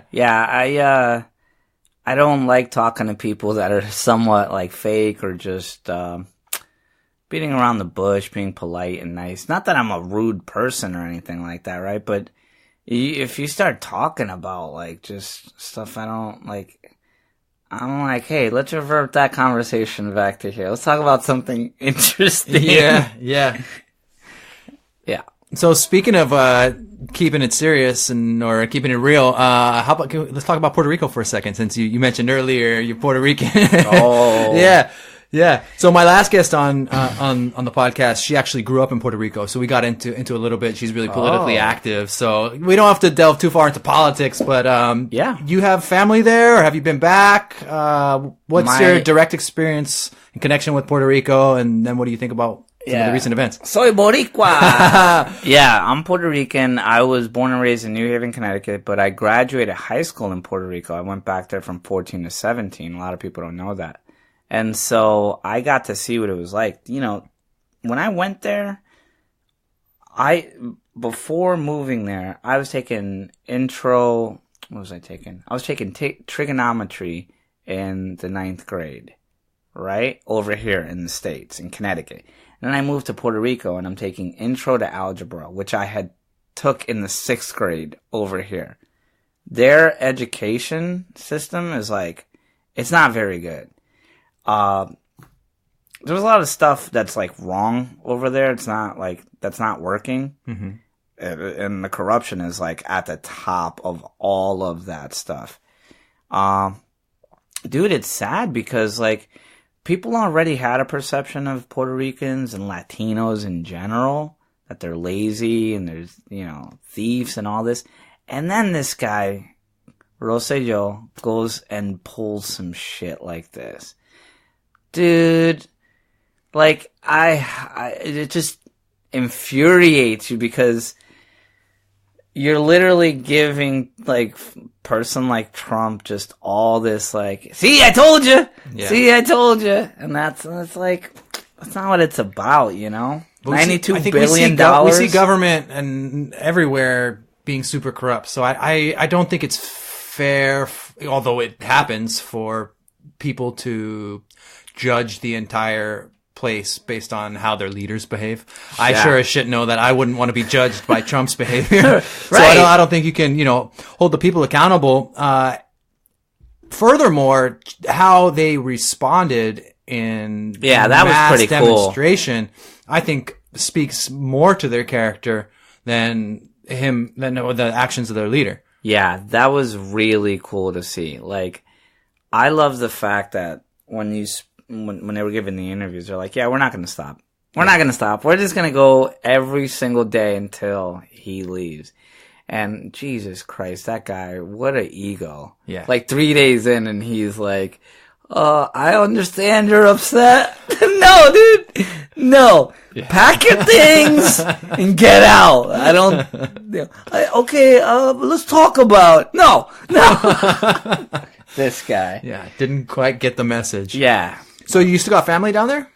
I have distant relative, not distant, but like an aunt, cousins, but they're family that I haven't really talked to in a while since like I moved there since I was a kid. Okay, that's just part of my family that doesn't really we don't interact that much. But yeah, I still have family. My grandmother, she's like out here in Boston now, so. Okay. They were just there, and my mom and my grandmother was just there because my grandmother has to sell the house because of water damage now. And the trip and everything lost them a lot of money. Like, my mom is pretty much broke now. Just with plane tickets going back and forth and dealing with the lawyers and all that stuff. I mean, I wasn't there. I don't really know the details, but yeah, my grandma lost a lot of money. And she has no place to retire, a house or anything. Wow. Yeah, it's pretty sad. Yeah, I wonder what people are going to do as the weather keeps getting crazier and it's going to just be more destructive for people's property. We'll figure out ways to build houses out of like steel cast iron that still roll. A lot of people are making tiny houses out of shipping containers. Yeah. That seems like a good way to go. I thought about doing something like that. I probably couldn't do it in California because you can't afford the land to put it on, but right. Yeah. Take it anywhere else, and it seems like a good way to go about living in a tiny house. You know where I'm moving to at the end of the month? No. I'm moving to an artist commune. Where? Over on Sunset. Oh, nice. Right, sorry, off of Melrose. Okay. Right off of Melrose. Silver Lake or further? It's Hollywood. Hollywood? Yeah. Dude, I think it's going to be great. Yeah, that's cool. Yeah, I'm going to be like with like-minded people. The space is not big at all. So I'm going to like get rid of all my stuff just so I can be there and like write full time and write the jokes and then perform and try and get into an acting class across the street. Nice. Yeah. Yeah, I've had different friends who lived in art communities, and it's just a different energy, man. Like, fucking A, like everybody's doing something. There's always events or... Yeah. I think it's really inspiring to be around other people who are just in it and really committed to their craft and their art. I can't, when I was going to acting school, I was happy. Whenever I was like on set, I was happy. And then lately, I'm just like, why am I so upset? Why am I not happy? I'm not even on set. I told my agent the other day, I'd rather be an extra than like drive around for like 5 or 6 hours. Send me on set. I'll be an extra. I'll hang out. Fucking A, man. Yeah, the industry it's never seemed very appealing to me. I guess that's why I feel safe putting out a podcast as a labor of love. No commitment, low overhead. I don't got to worry about turning my buck, and it's all for fun. Yeah, dude. Yeah, man. Sounds like you need to start maybe just make some shitty little sketches for just to get the flow going, to feel some joy. I know. I just feel like selling my camera was just so tough on me, and I'm such a little camera freak. Like, I love cameras. And what's the next one you're gonna get? I want to get a Blackmagic Pocket Cinema camera. It's only like $1,300. Yeah. And then, lenses. Everything is probably like 2 Gs. Yeah. Not much. But I gotta save up for it. It's crazy. How many miles in the Uber you gotta put in for that shit? Shit. Damn. Like 3,000. But you're downsizing. It's gonna be cheaper at the next spot you're going to next month? What was that? The art spot you're moving to is gonna be lower rent? It's actually roughly the same. About the same? Yeah. Yeah. So, like, how can I save up? I don't know. Yeah. Extra Uber rides. I don't know. Figure it out. Yeah. I'll be driving all month. Switch back to the ramen. Yeah, exactly. Shit, man. Maybe some more collaboration. Maybe somebody else has a camera they're willing to work with. Yeah, maybe, maybe you use my story, we use your camera. Yeah. Whatever. You got a lot of material, so... Yeah. A lot of people are short on material and high on funds. So yeah. You just need somebody to executive produce or something. Yeah, dude, like they are, it happens every day. You see people with someone that believes in them, that can back them, and I don't think I'd be asking for too much regardless. So, probably just meeting the right guy that's willing to back some projects. Mm-hmm. not anything that's going to break the bank, not $1 million feature, you know? Yeah. You got any other small projects besides like the car film or? Yeah, I got a short film I've been wanting to do for a while. It's called Disarmed, and the idea is that we're going to try and get Danny Trejo in it. I like it already. Yeah. Hell yeah. It's Have you been to his new restaurant? I have. It's yeah? really good. I haven't been out there. That's awesome. Oh, dude, I was kind of asking you as a joke, but that's fucking cool. Oh, no, yeah. Good food. He wasn't there, though, was he? No. My girlfriend's seen him a couple times, though. Nice. But the tacos are really good. I like the bowls, though. Yeah. They're really good. Hell yeah. Mm-hmm. The margaritas are a little tart, though. It's a little too much, what's that, sweetener? The sweet and sour. What is it? Or it's the sour mix. Okay. Way too much sour mix. It gives you like that heartburn. You're like, oh God. I'll have to take your word for it. So Disarmed. What's Trejo going to be doing in this?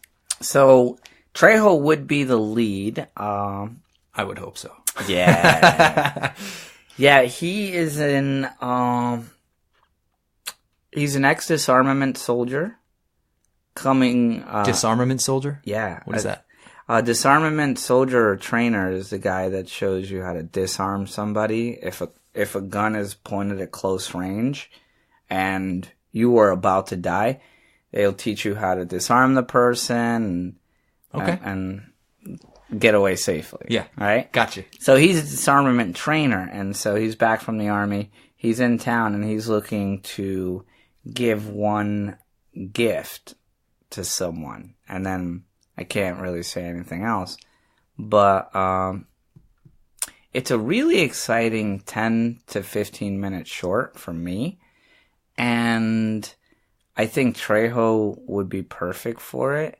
And he's like the independent god out here. Like, you can reach out to his stuff. I have all of his contact info, and we're gonna pitch him like how much we can pay him, and then try and shoot this short. And I got a guy with like a red and that kind of stuff. So I want to make this and then have it be a calling card and then send it to film festivals. Hell yeah. And then that's when I think I could network more, is just when I meet maybe a producer in like a film festival and say, oh, you like this? Well, take a look at these. Yeah. You know? So what do you need before you can make that pitch? The Trejo movie? Yeah. Like 5 Gs. That's it? Yeah. Man. It's crazy. Maybe I'll just sign up for another credit card and I'll fund your next film on credit. Yeah, dude, it's crazy. Shit, man. Because, like, you know, you got tons of people with money out here. Yeah. It's just, but like, you know, that's mainly for the art, because if you ask for $5,000 to make a short film, what's a producer going to say? It's a short film. It's not going to make any money. And that's not what it's about, dude. It's about you need somebody who wants to do it for the love of it. Exactly. Yeah. And then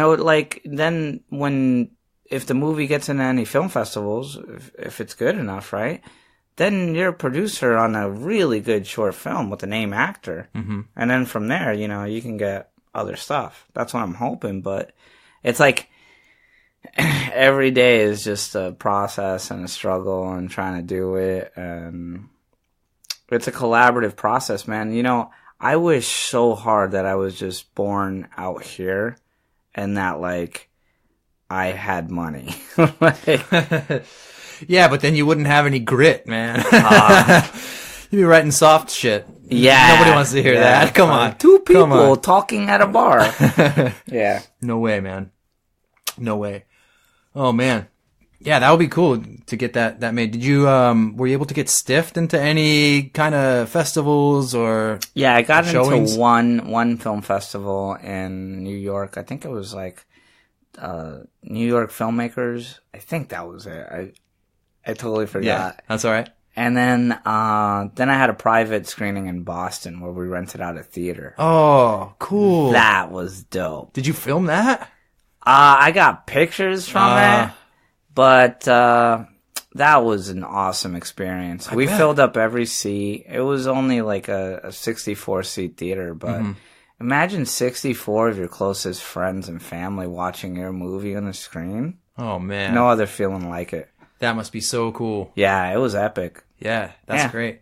What kind of feedback did you get from your movie? Oh, dude, the second people started laughing, my heart filled up. Oh, yeah. When they genuinely just laughed, like, and it didn't need a huge, all I cared about were the little, this guy, Yeah. the talking. But I've been to Hollywood premieres out here, and you can tell in the chatter if it'll stand alone or if it won't.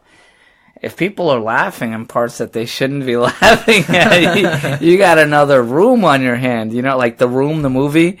But for the most part, when people watch Stiffed, I loved the reactions. That's great. Did you do any kind of, I know a lot of movies will do a screener and then make a bunch of edits. Did you do any kind of screening before you did a final edit? Oh, yeah. There were like 6 rough cuts on that movie. Oh, man. The first rough cut in New York. Okay, let me tell you this story. I ran out a little spot in like the Lower East Side, the garage or something like that, and I have a projector. I'm like, oh, this is a great spot. We'll drink, we'll watch a movie. It's just a rough cut, right? So, dude, I was in such a rush to get the thing done. I started doing edits like the night before. And then that had to render, and then I had to make a DVD out of it, right? And it wasn't working. The night before? No, the day of. Oh, no good. So I finally rendered out a 480 version. That's half of a 1080, you know what I mean? And this is going to be in a projector. Oh. Dude. Then I had to make 2 DVDs. So I had to split one with half of the footage and the other one with the other half of the footage. We show up. The sound is all over the place. There's so much background noise in some shots. There's no noise in another. So like, I was like, is there a way I can stand by the volume and just like equalize it while we watch it like a dumbass? Because I have no like sound engineering. Sound for your film? That's yeah, dude. So we start watching it, and right before we go up, someone's like, let me buy you a shot. Oh, it's your first movie screening? I'm going to buy you a shot. I'm like, okay.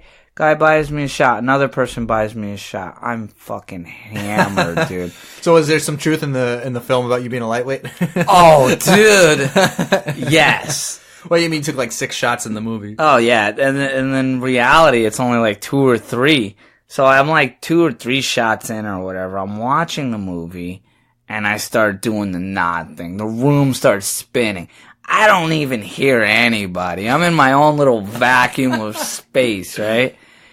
I run to the bathroom and I hurl. I go throw up.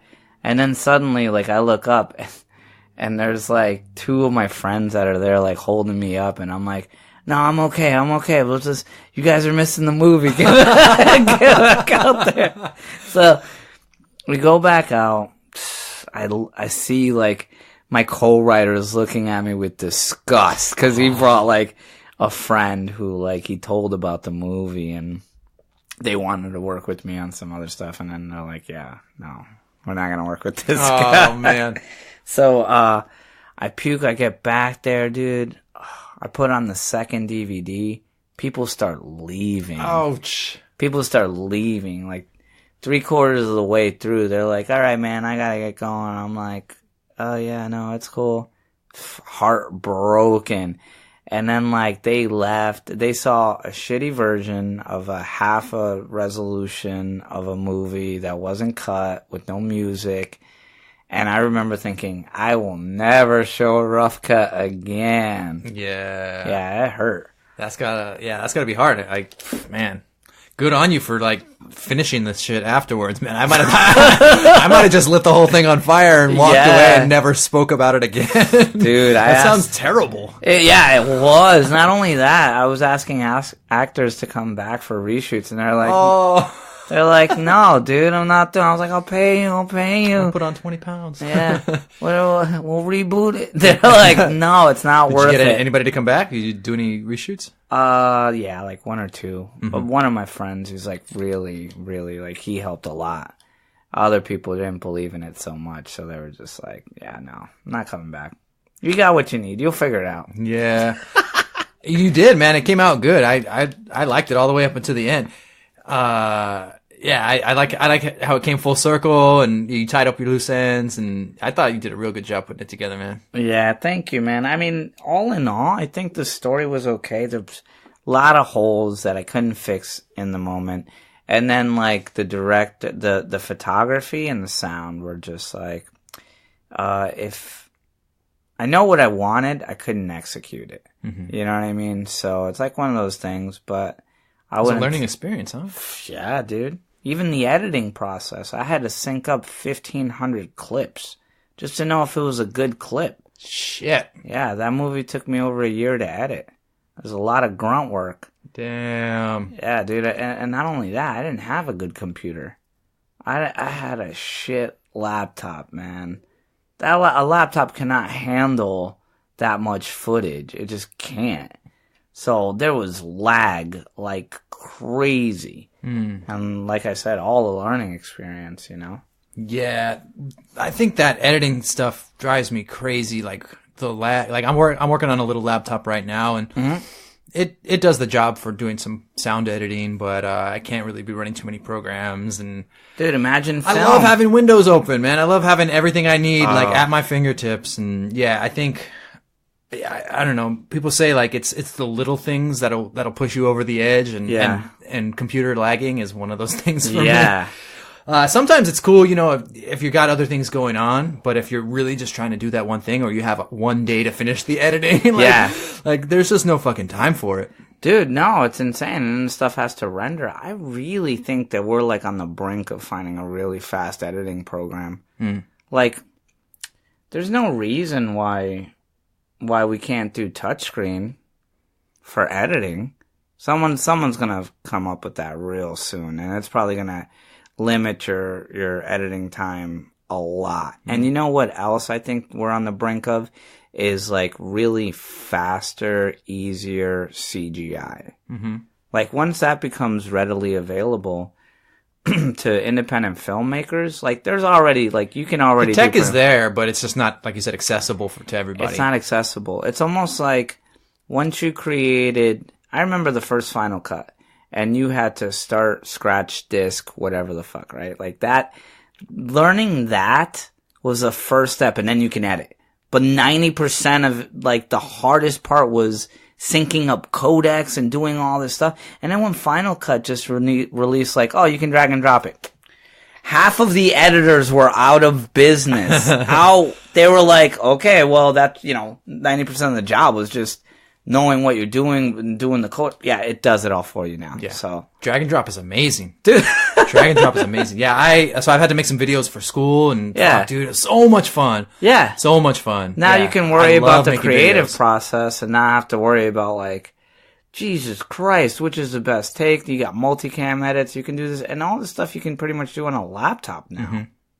Yeah. I made some of my movies on my fucking cell phone, dude. On my iPhone. iMovie. Yeah. I made a gang of videos for class. Super easy. Yeah. You have more features on the laptop or desktop version, but it's sufficient to make something simple and effective. And the sound options, you can clip your sound separate than your video, and it's pretty tight. It's so much fun. Exactly, dude. The technology is out there. It's just. I also really liked your credits. So this conversation's making me think of it because when I was a kid, I had a drag and drop program for making your own comics. Oh, so you could upload your own photos for the comic strip and then like adjust the bubbles and the type. And so I was like, I had an office job, and we got bought by a new company, and so they give us all new computers, but you spend half your time at an office fucking off on the computer. So I started making movies on Windows Movie Maker and doing like these comic drag and drop things. So that just made me think. I did want to also compliment you. Your intro and outro credits it's got that comic book feel, but it's not. It was different than any like Marvel movie I've seen. Oh yeah, the Marvel they kind of just like no, I don't know what you paid for it or who you got to do it, but I thought it was different in it. I really liked how it blended the footage with the comic medium and like went back and forth between it.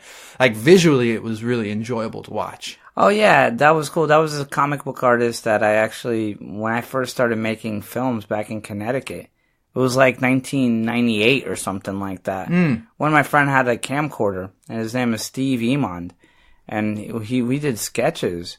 Dude, oh my God, those are terrible. It's called, and I thought of the name. The name was called Slow Children. Oh. And we just took a picture of like Slow Children, the sign, like the sign is like slow children. Move slow. Mm-hmm. Yeah, drive slow. Yeah. Playing. Mm-hmm. And so that was the first sketch comedy group. It was me, Bobby, Steve, and Curtis in Big Y Supermarket in Guilford, Connecticut. And dude, one of the first sketches was an idea I had like called Heaven Sent, and we're a boy band.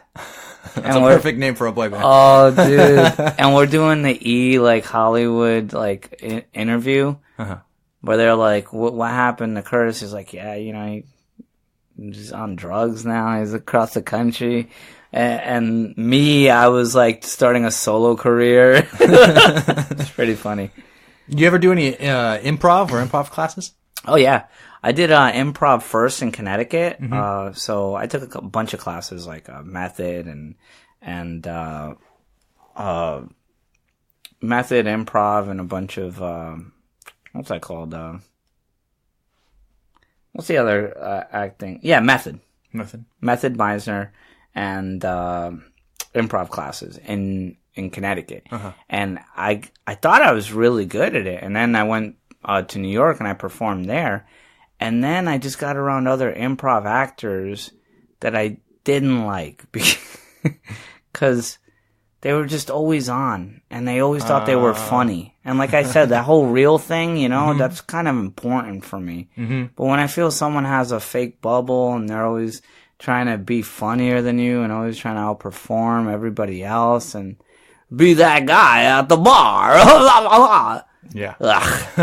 It just got too much for me. I was like, I don't know what it is. I don't like it. Yeah. You got to know when to turn it off. Yeah. Yeah. So I want to jump a little bit back here to the comic book thing. So in Stift, you start off and you're waiting, but you're also writing comic books, transitioning to graphic novels. Yeah. So I wanted to ask you, have you seen the movie Heavy Traffic? No. It's from the 70s. And so yeah, it's a really cool cartoon. The guy who made Wizards and so yeah, he's a comic in it, and starts off live action and then it jumps to the comic world and gets real crazy. It's like spliced film between like old timey New York footage and cartoons. Cool. I mean, it's over the top, like sex and drugs and violence. It's definitely an adult cartoon. And then at the end of the film, it goes back to the live action characters at the end of it. And, watching your film, having this autobiographical story interfused of like a comic writer, a comic artist. Yeah. It just made me think of that because yeah, there's a little bit of that same overlap. It's super cool. Like I have the DVD. I can lend it to you if you want. Oh, totally. Ralph Bakshi.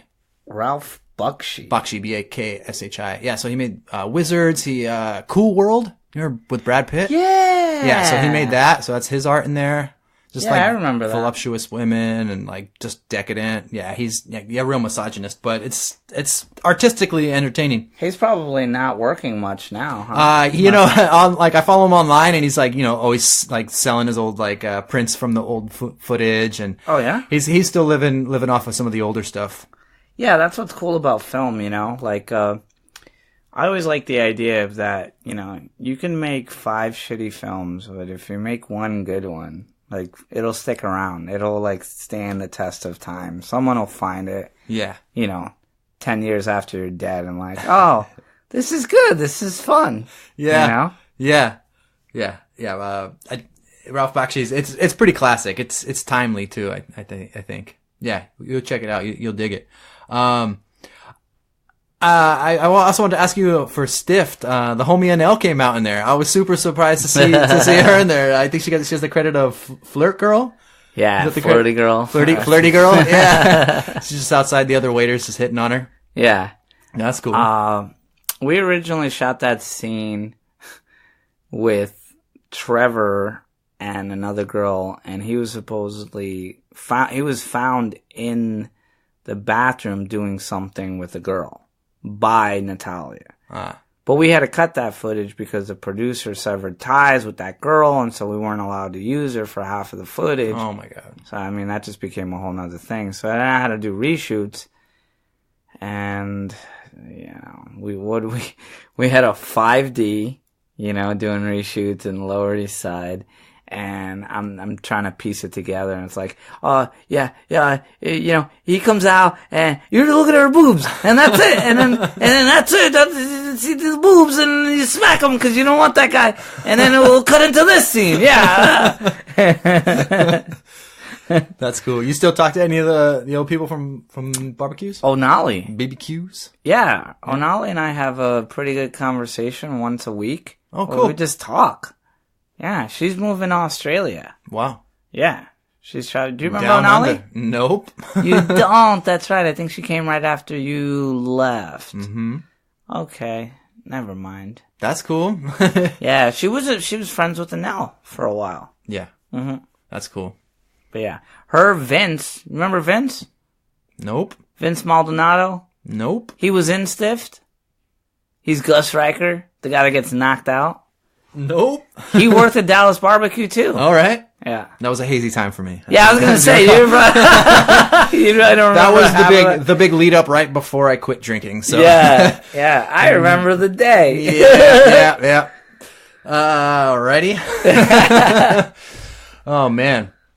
So how come you're not waiting tables out here? What you like driving around better than? Dude, I was Pacing waiting the floor? tables for a while. The first job I got out here was at Le Pan Quotidien. All right, we don't got to give them the free plug, but all right. Screw them, man. That's what I'm saying. I'm about to drive them under the table. They suck, dude. Don't go there. I started working there, and then they're like, I get a job as a waiter, and then they're like, yeah, we just need you to be a counter person for 3 months. And dude, when you're a waiter, right, you're like, screw that. I'm not a counter person. If we're pulling tips, maybe. But we're not. No, but we're not. Yeah. So the servers are making all this money, and then I got to stand behind this counter like $20 a day tops. Yeah, they're like, oh, you get these tips, you know, these 50 cents that are hanging around. You split amongst like 8 of you. No way. And I was like, dude, I'm a waiter. I'm a waiter for like over a decade in New York. Like I can handle it. Just give me the job. That's what you promised me. And they tell me like the second day in. And so then a week in, like, oh my God, I had the worst shift of my life. I'm working with 2 people that like just did not want me there. So, hey Mike, can you do this? Oh, I don't really know what's in that. Who trained you? Why are you so slow? We're busy. Can you help? And I was like, I don't think that's gonna make me work any faster. If I don't know, I don't know. Right? So just like redundant, stupid questions. You ever get around someone that's so hell-bent on just asking you the wrong question at the wrong moment when it doesn't need, there's like a line waiting. And they're like, who trained you? And you're like, that's a good one. Let's just keep going. And they're like, no, seriously, who trained you? I want to know. And you're like, probably a time. It's probably a better time for this. Yeah, when the customer's not staring right at me, waiting for me to handle their order. Yeah, that's crazy, man. Trying to live here, and so that was that place. And then I started Uber driving for a while. That was pretty cool because then I got to make my own hours. And then I worked at Toluca Lakeside Golf Club. Okay, what were you doing there? Waiter. All right. Yeah, and that was great. Toluca Lake. Toluca Lake. In the Valley. No, in where the hell's that? In Burbank. Okay. Yeah, I mean, okay, it wasn't great, but the people there, not my coworkers. My coworkers were pretty much all racist. Yeah, I said it. I said it. Shit. I was Puerto Rican. You were at a golf club. Who would have ever imagined? Bro, this... No. This was the weirdest Twilight Zone shit I have ever experienced. What happened? I'm Puerto Rican. All the other waiters are Mexican. They, like start saying, oh, Puerto Ricans are dumb. They're all gay, this and that. I cannot believe what I am hearing. I'm like... That kind of racism. That's not what I was expecting. Holy shit. Yeah. And then they're like, you're not a real server. You never waited like fine dining. I said, I never said I did. I worked at one other place. Who cares? Dude, like relax. And these are all my coworkers, not even my managers. My managers don't talk like that. My coworkers are down my throat. Like, I was serving Joe Pesci, Andy Garcia, Justin Timberlake, Alfonso Ribeiro, Vinnie Jones, Charlie Day, all really nice people. That's Super cool. nice. Working with the employees made me want to quit, like, within, like, 2 weeks. I was like, I can't. These people are rough, man. Like, they're down my throat about everything. And they're coworkers. I told them straight up, I said, I've never worked with people that were just so, like, ready to throw you under the bus instead of help you. And it's because I was the first outside hire, and all of them actually knew each other. They were all like family. So every previous server was hired through a friend. Mm-hmm. And so literally, like, I went to my manager and I told him this, and he looked at me like I had 3 heads. He's like, racist, ho ho ho ho ho, racist, you're all Latino, what are you talking about? And I'm like, dude, I know it's not, like, he just gave me this weird look, and I was like, no, I swear, this is happening, they don't like me, I don't know why. Every other job I've had, I've gotten along with every, like, employee. Not every, there's always, like, 1 or 2 or whatever. Service industry, man. Everybody's hustling. Everybody's got something else going on. We're just, taking our job half seriously and trying to make the best of it. You nailed it, dude. My point is, as a waiter, like, I'm trying to have a little bit of fun regardless. I try to have a little fun in everything I do. Yeah. When people are looking at you like, why are you smiling? Well, this is serious. This is serious. You're like, are you a kid? Bro, like, the worst case scenario, like, this person's not getting their food on time. And then, like, that's not even the point of what I was doing. I'm joking around in between while we're waiting. Right? It's called waiting. Alright? Like, you're not laughing at jokes I'm saying while we're just standing here because you get the hell out of here. Loosen up. Yeah. Yeah. Dude, insane. Then they give me like those waiter jackets like back in the 20s. Dude, and it was big on me. And I had to wait like 3 months for them to give me the right thing. Oh, nobody took me seriously. Not my fellow. Yeah, if you're oversized. Looking like a doofus every single day, dude. You imagine putting on this uniform and just walking around, look like Jerry Lewis? I got the opposite problem because I got long arms, so sometimes I look silly and with my sleeves being too short. Exactly. So I feel you. Just imagine dealing with that for 3 months, and then literally all of the guests are not taking me seriously. They're like, look at this fucking goofwad. Yeah. Right? Joe Pesci would look at me like... You're getting clowned for looking too small by Joe Pesci. You got issues there. Yeah. Yeah. So now you've been just doing the Uber driving for a while. Mm-hmm. Yep. Any crazy shit happen? Yeah, pretty much every Friday and Saturday night. That's why I try not to drive those nights, man. I had a couple of people puke in my car. One girl like put her feet up on the windshield and started like kicking it and like looking over. No. I'm like, yo, what is your friend on? And can I just drop you girls off? Can she sit in the back seat, please? And fucking feet print on my windshield for like a week. Like someone just what was this guy doing, Yeah. Oh man.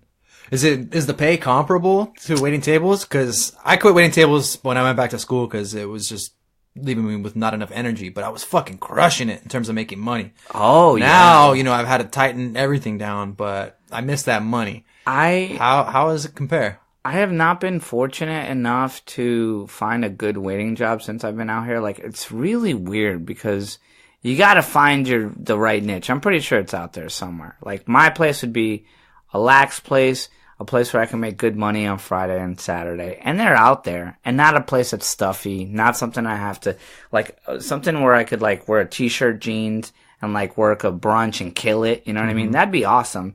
But, yeah, I haven't found that place. As far as Uber, they used to pay a little more. Like, you used to average about $30 an hour. Now you're averaging about $20 an hour. It's kind of hard because you got to put gas and then you got to eat. And so after you're done, like, with your Starbucks, your $10 breakfast, and then you're like $15 worth of gas, and then you're like, Gotta pack a lunch, man. yeah, dude, you have to, and I eat out, so it's terrible. So then, like, I'll look at the app, and I'll see, like, oh, yeah, I made, like, this much, and then I'll look at my bank account and be like, where the fuck did it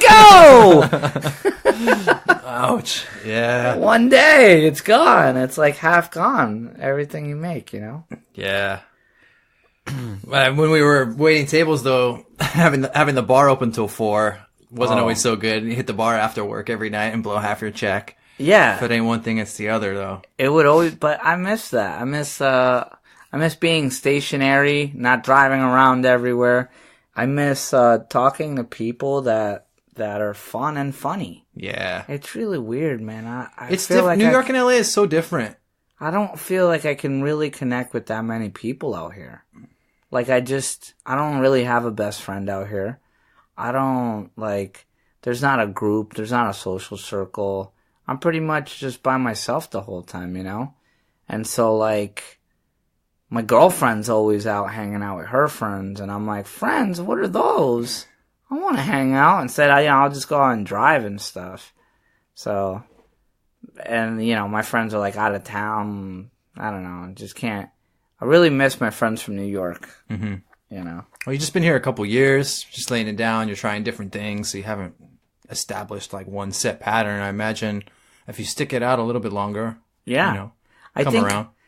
I think I just, you know, my ideal situation, what I want to do, I want to personally go to a studio that's like a room like this with a co-writer and write every single day until we can make that film and just do it every single day. And then, you know, I'll work the 10 to 4, the 10 to 5 or whatever in the studio, writing down, getting a good script, and then I'll go Uber drive after. Mm-hmm. You know what I mean? Yeah. And then that would be my ideal situation. Then start actually making these movies. Yeah. Yeah. My dream is to start my own production company. Mm-hmm.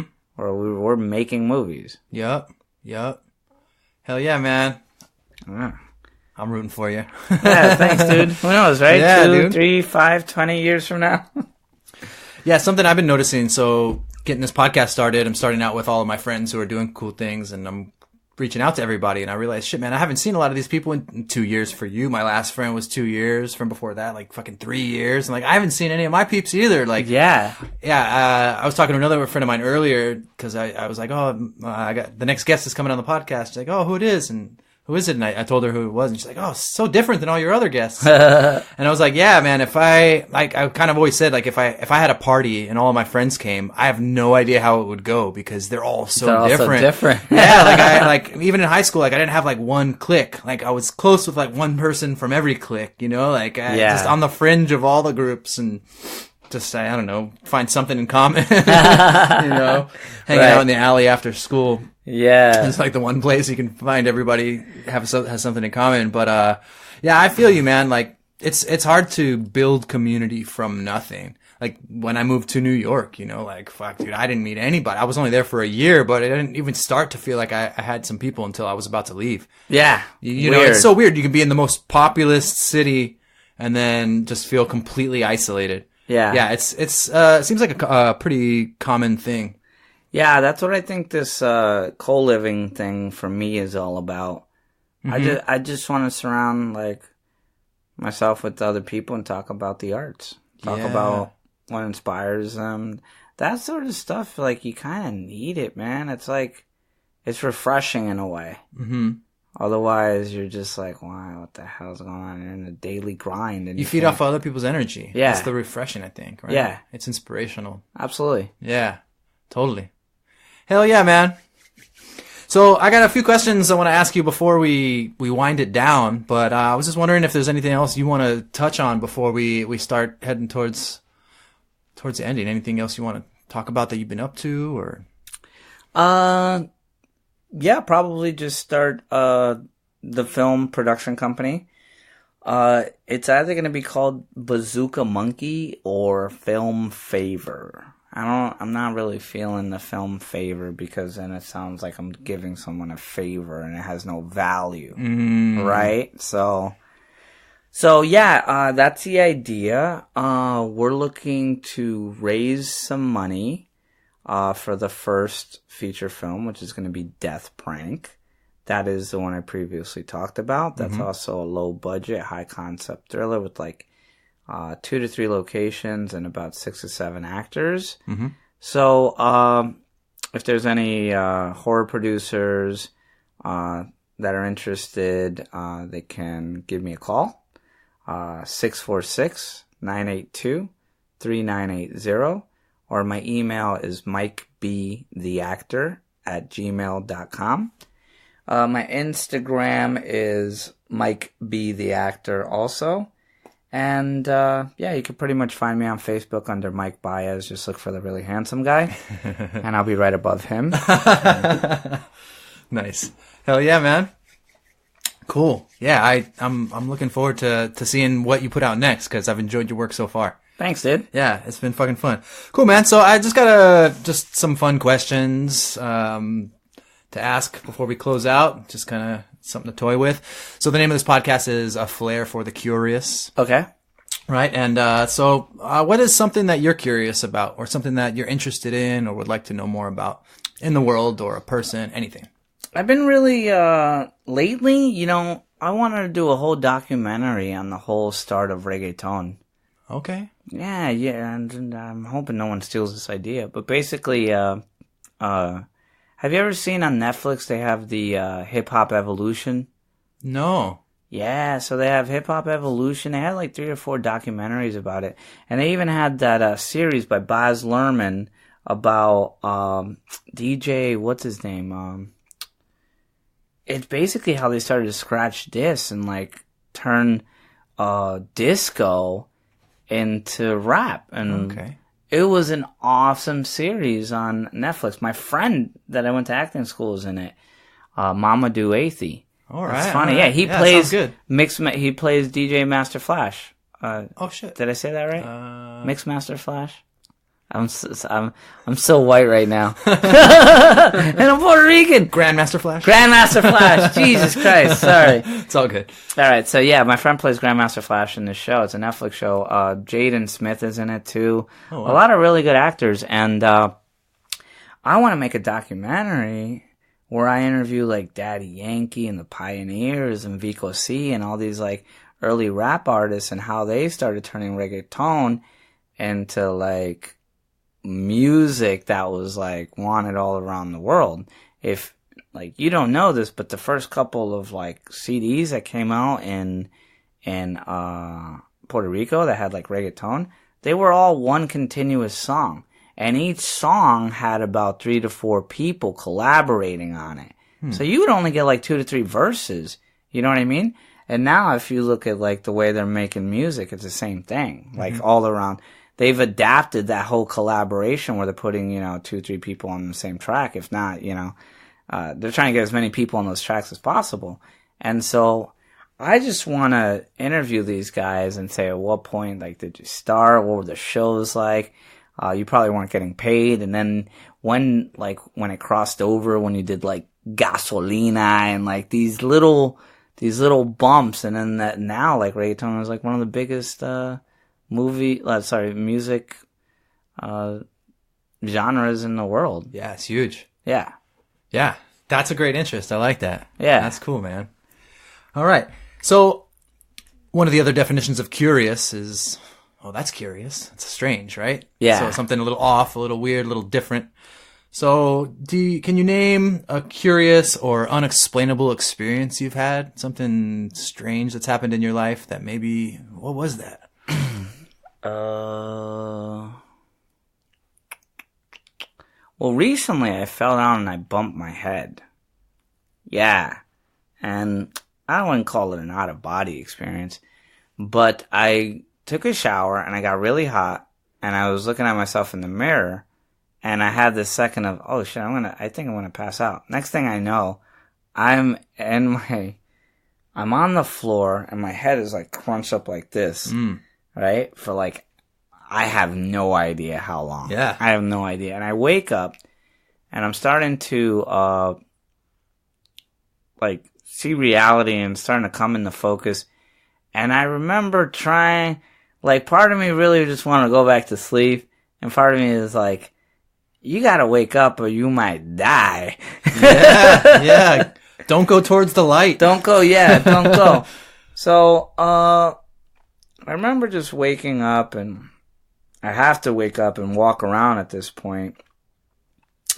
And the next couple days, just being really thankful for a lot of things. Because, not that I could have, who knows? Yeah. But it was a pretty bad concussion. There was a big bump on my head, and I felt really tired after. Wow. Really tired. And I called up a couple people just so they could talk to me. Mm-hmm. And nobody picked up until, like, I called my one friend. And he was just like, just get out of the house, walk around, go back later, you'll be fine. And call me when you're not dead. Oh, and I was like, awesome, okay, cool. So I did that.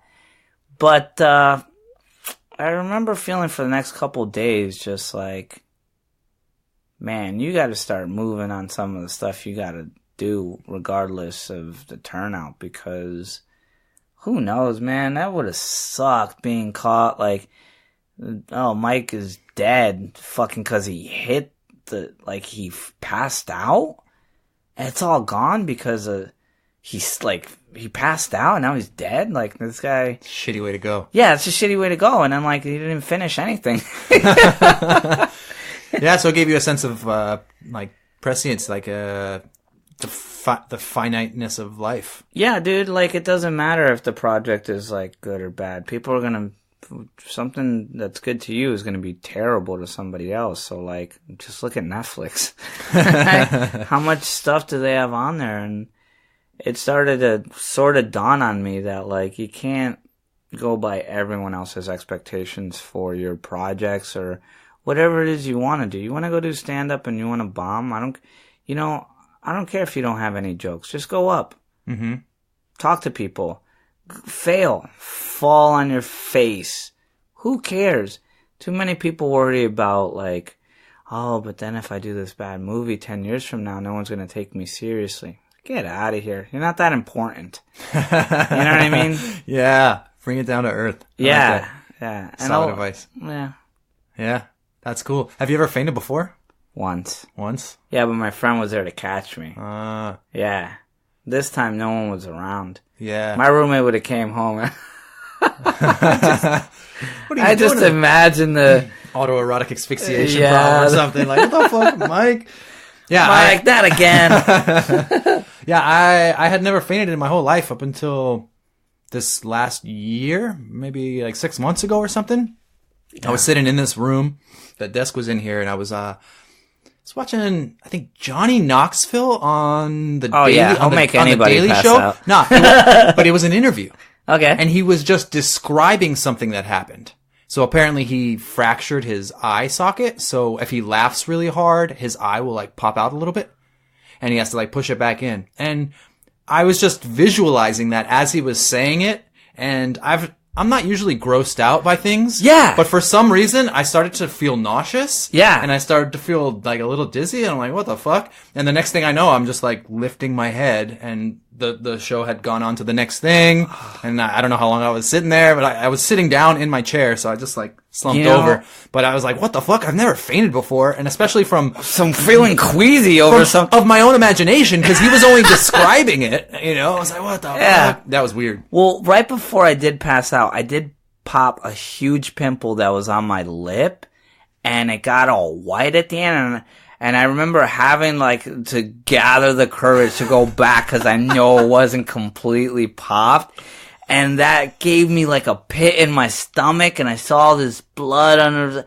And then right after that, that's when I got nauseous and I passed out. And it's so strange to me because I'm not a queasy sort of person. That's so interesting. But it sounds like a similar thing happened. Yeah, the look of this pimple would have made anybody pass out. It was disgusting. Oh my god. Fucking A. Well, that's a beautiful segment to the last segue into the last question I'd like to ask you. So, can you name a time that you've encountered profound beauty in your life? Going from the grossest pimple that literally induced passing out to a time that you've encountered something tremendously beautiful or special and that maybe changed your life. man, you should have sent me these last night. Then I could have come up with something poetic I know. and beautiful. It's on the fly. And now it's like just awkward pause. Oh, beautiful. Cool. I had a burger last week. I was really hungry. Let's see. Profoundly. Oh, you know what? I mean, it could be a beautiful scene. It could be like the birth of your firstborn. Let me see.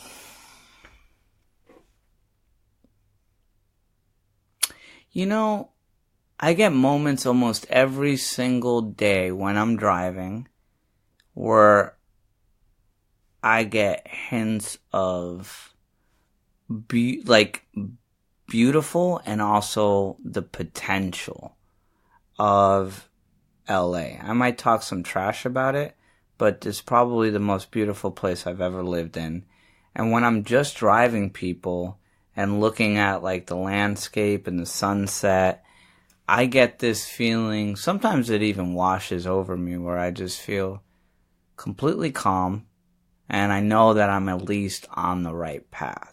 It's really hard for me when I was living in Boston or New York because I wasn't even able to audition. I was paying my rent and I was waiting and I couldn't even audition. And over here, I have an agent. I have the freedom of being able to drive whenever I want. And so that moment, I pretty much get little hints of it. You know, maybe right after I'm done with my tall vanilla sweet creams and Starbucks, I get that. This, and then I'm driving and it's beautiful. And every single day is beautiful. Yeah. It's not raining like ever. So every single day, and I look out the window, I'm like, yeah, it's beautiful again. I get to drive in my car, play the music that I want for as long as I want, and then I get to go home and write or whatever. So those moments are great. And I get a little bit of every single profound beauty. Yeah, you see it pretty much in the mountains when you're driving. The haze is like sometimes these beautiful like red skies. And you know what was so weird? When I was in New York and Connecticut, I was trying to make these short films, and I would look at like Michael Bay films and I'd be like, how does he get the sun? How does the sunset look so beautiful in these movies? And I'm like trying to mimic it in New York, and I'm trying to get these like golden hour shots. I'm like, I don't get how is it like the lighting or what is, and I move out here. Every night. I'm here for 1 week. And I point it's like my iPhone. I point my iPhone at somebody. I'm like, holy fuck! It's not New York. It's literally golden hour LA. Every single night from like 5 to 7, you can get those shots. Yeah. It'll look beautiful like a movie because of the landscape out here, because everything is so beautiful. Yeah. Yeah, I definitely feel that way, man. Thank you for sharing that. That's, yeah. Driving around LA, we have, it's open enough that you get some decent views, but there's some hills, so you get some different angles. Yeah. Like you said, you got mountains and hills popping up in random spots, weird, like haze levels and layers. Even at night. Have you ever noticed? I said, even shooting here at night, because of the fog and the mist, you have an actual, like an artist's canvas, you know, where you can shoot at night with good lighting just from the moon and the haze. That's natural. It's completely natural. In New York, that haze probably comes like once, every 3 to 4 months or something like that. Over here, it's pretty much almost every night. It's just, this is like the perfect scenario for shooting. Yeah. And it's got a lot of little pockets, and they're different. Yeah. I mean, everybody, the cliche is, oh, you can go ride waves and then go up to the mountains and do snowboarding and then hit the desert all in one day. LA is so cool. And it's true. But that, I think, translates if you're doing film especially, that you have so much variety in your locations. Yeah. All within a half hour or an hour's drive. Totally. And it depends on your project. Like, I love the idea of the grit of downtown LA and the Arts District and the graffiti. And their graffiti is completely different than the graffiti in New York. Yeah. it's more deliberate and like it's more like artist like based. It's very unique. There's a lot of murals. Yeah, you get it, right? Yeah. That's LA. That's what it screams, you Massive know? part of the culture here, yeah. Yeah, I used to work in the arts district down there. Oh, it was fucking gorgeous. It was awesome. Yeah. Initially, what I really want to do is one day I want to open up the production studio in the arts district. Oh, man. Yeah, I worked at this little bodega. It was so cool, a little tobacco shop. And yeah, it was awesome, man. You get all the artists coming in, crackheads coming in for matchboxes. Yeah, and you know them. You the know whole all their mix. names. Yeah, it was a real interesting spot. It's really an eclectic mix of all the strata from every, income level and aptitude. And it reminds me of New York, too. Yeah, I gotta say, like, downtown, when I lived downtown, you can walk around to everything, and you end up meeting, it becomes I don't want to say a cesspool, but you end up knowing everybody, and so you bump into the same people in the same places, and I think my time living in downtown was more like a community environment than any other place in LA that I've ever lived because of that. Yeah. You go to the arts events on, every like month on the first Thursday or whenever it is, second Thursday, something like that. I ended up finding about all these underground clubs or after hours parties and clubs. Speakeasy type places where you need passwords to get in, and everybody's going. It's not super exclusive, but it gives it the air of a little bit of there's literally a cop outside. Yeah, security guy. But it's like it's a community, and it's much more. I don't know. It felt more like artsy and real, and people like doing cool shit. Whereas around LA, sometimes it can be a little bit more flighty. Yeah, but downtown LA, it's hard. Yeah, I mean, I just like the areas in there, and then when you feel like going to the beach, boom, you shoot over to Venice and jump on a little scooter and get shit faced, try not to die, right? Going from one bar to the other, and it's its own little adventure. Why not? And some days you can go hiking. I mean, that's not my thing, but yeah. Maybe I'll have to get you out there or take my Labrador out. Go for a hike. Yeah. We got some nice trails right here too. There's a little waterfall we could hike to. It's just like a little mile, a mile and a half, something like that. Oh, no way. Yeah, some pretty small ones that stay shaded, and maybe we could hit some trails. Fuck yeah, dude. My tummy's rumbling. I don't know about you. I'm ready to go get some lunch. How you feeling? Yeah, let's get food. Cool, man. Let's wrap it up, dude. This has been fucking awesome. Thanks for coming out, man. Oh, dude, thanks for having me. This was great. Hell yeah, dude. All right. Peace.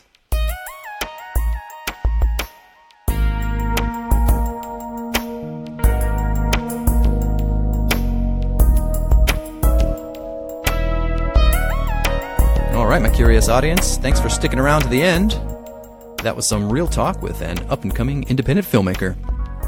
You can follow Mike Baez on Instagram at MikeB_theActor, or head over to flairforthecurious.com for any of the links that you need.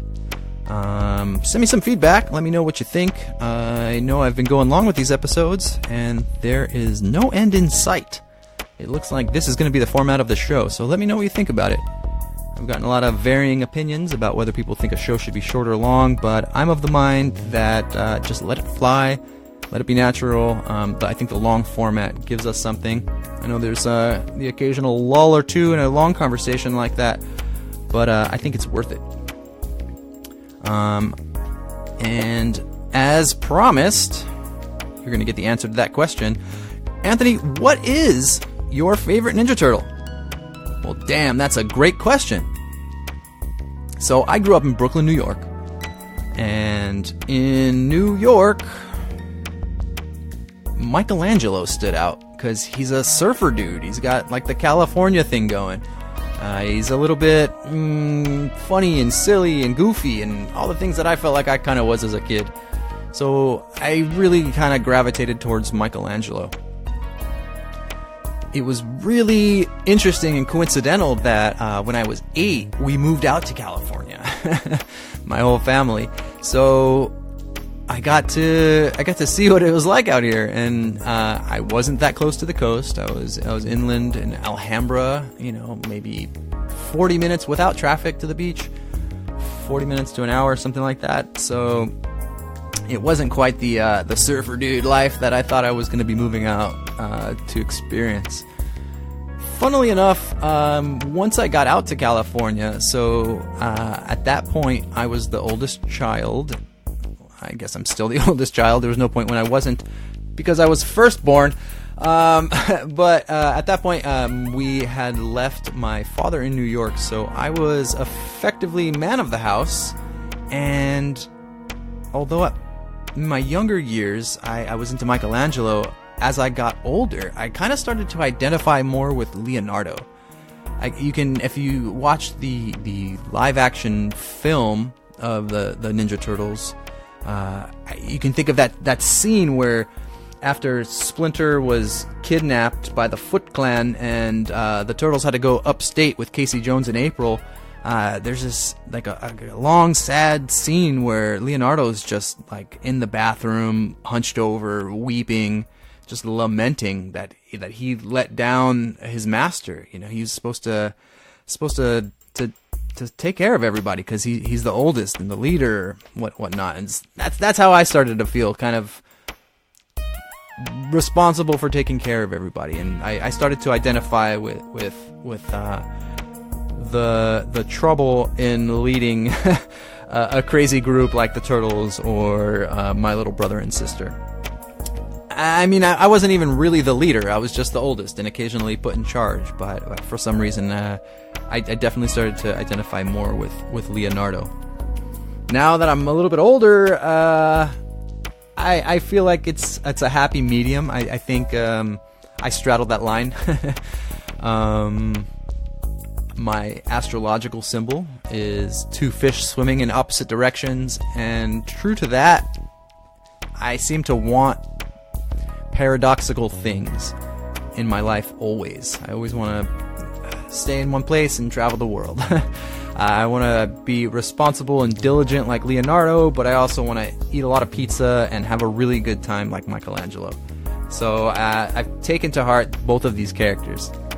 Now, if I were to give one definitive answer in a single word, who is my favorite Ninja Turtle?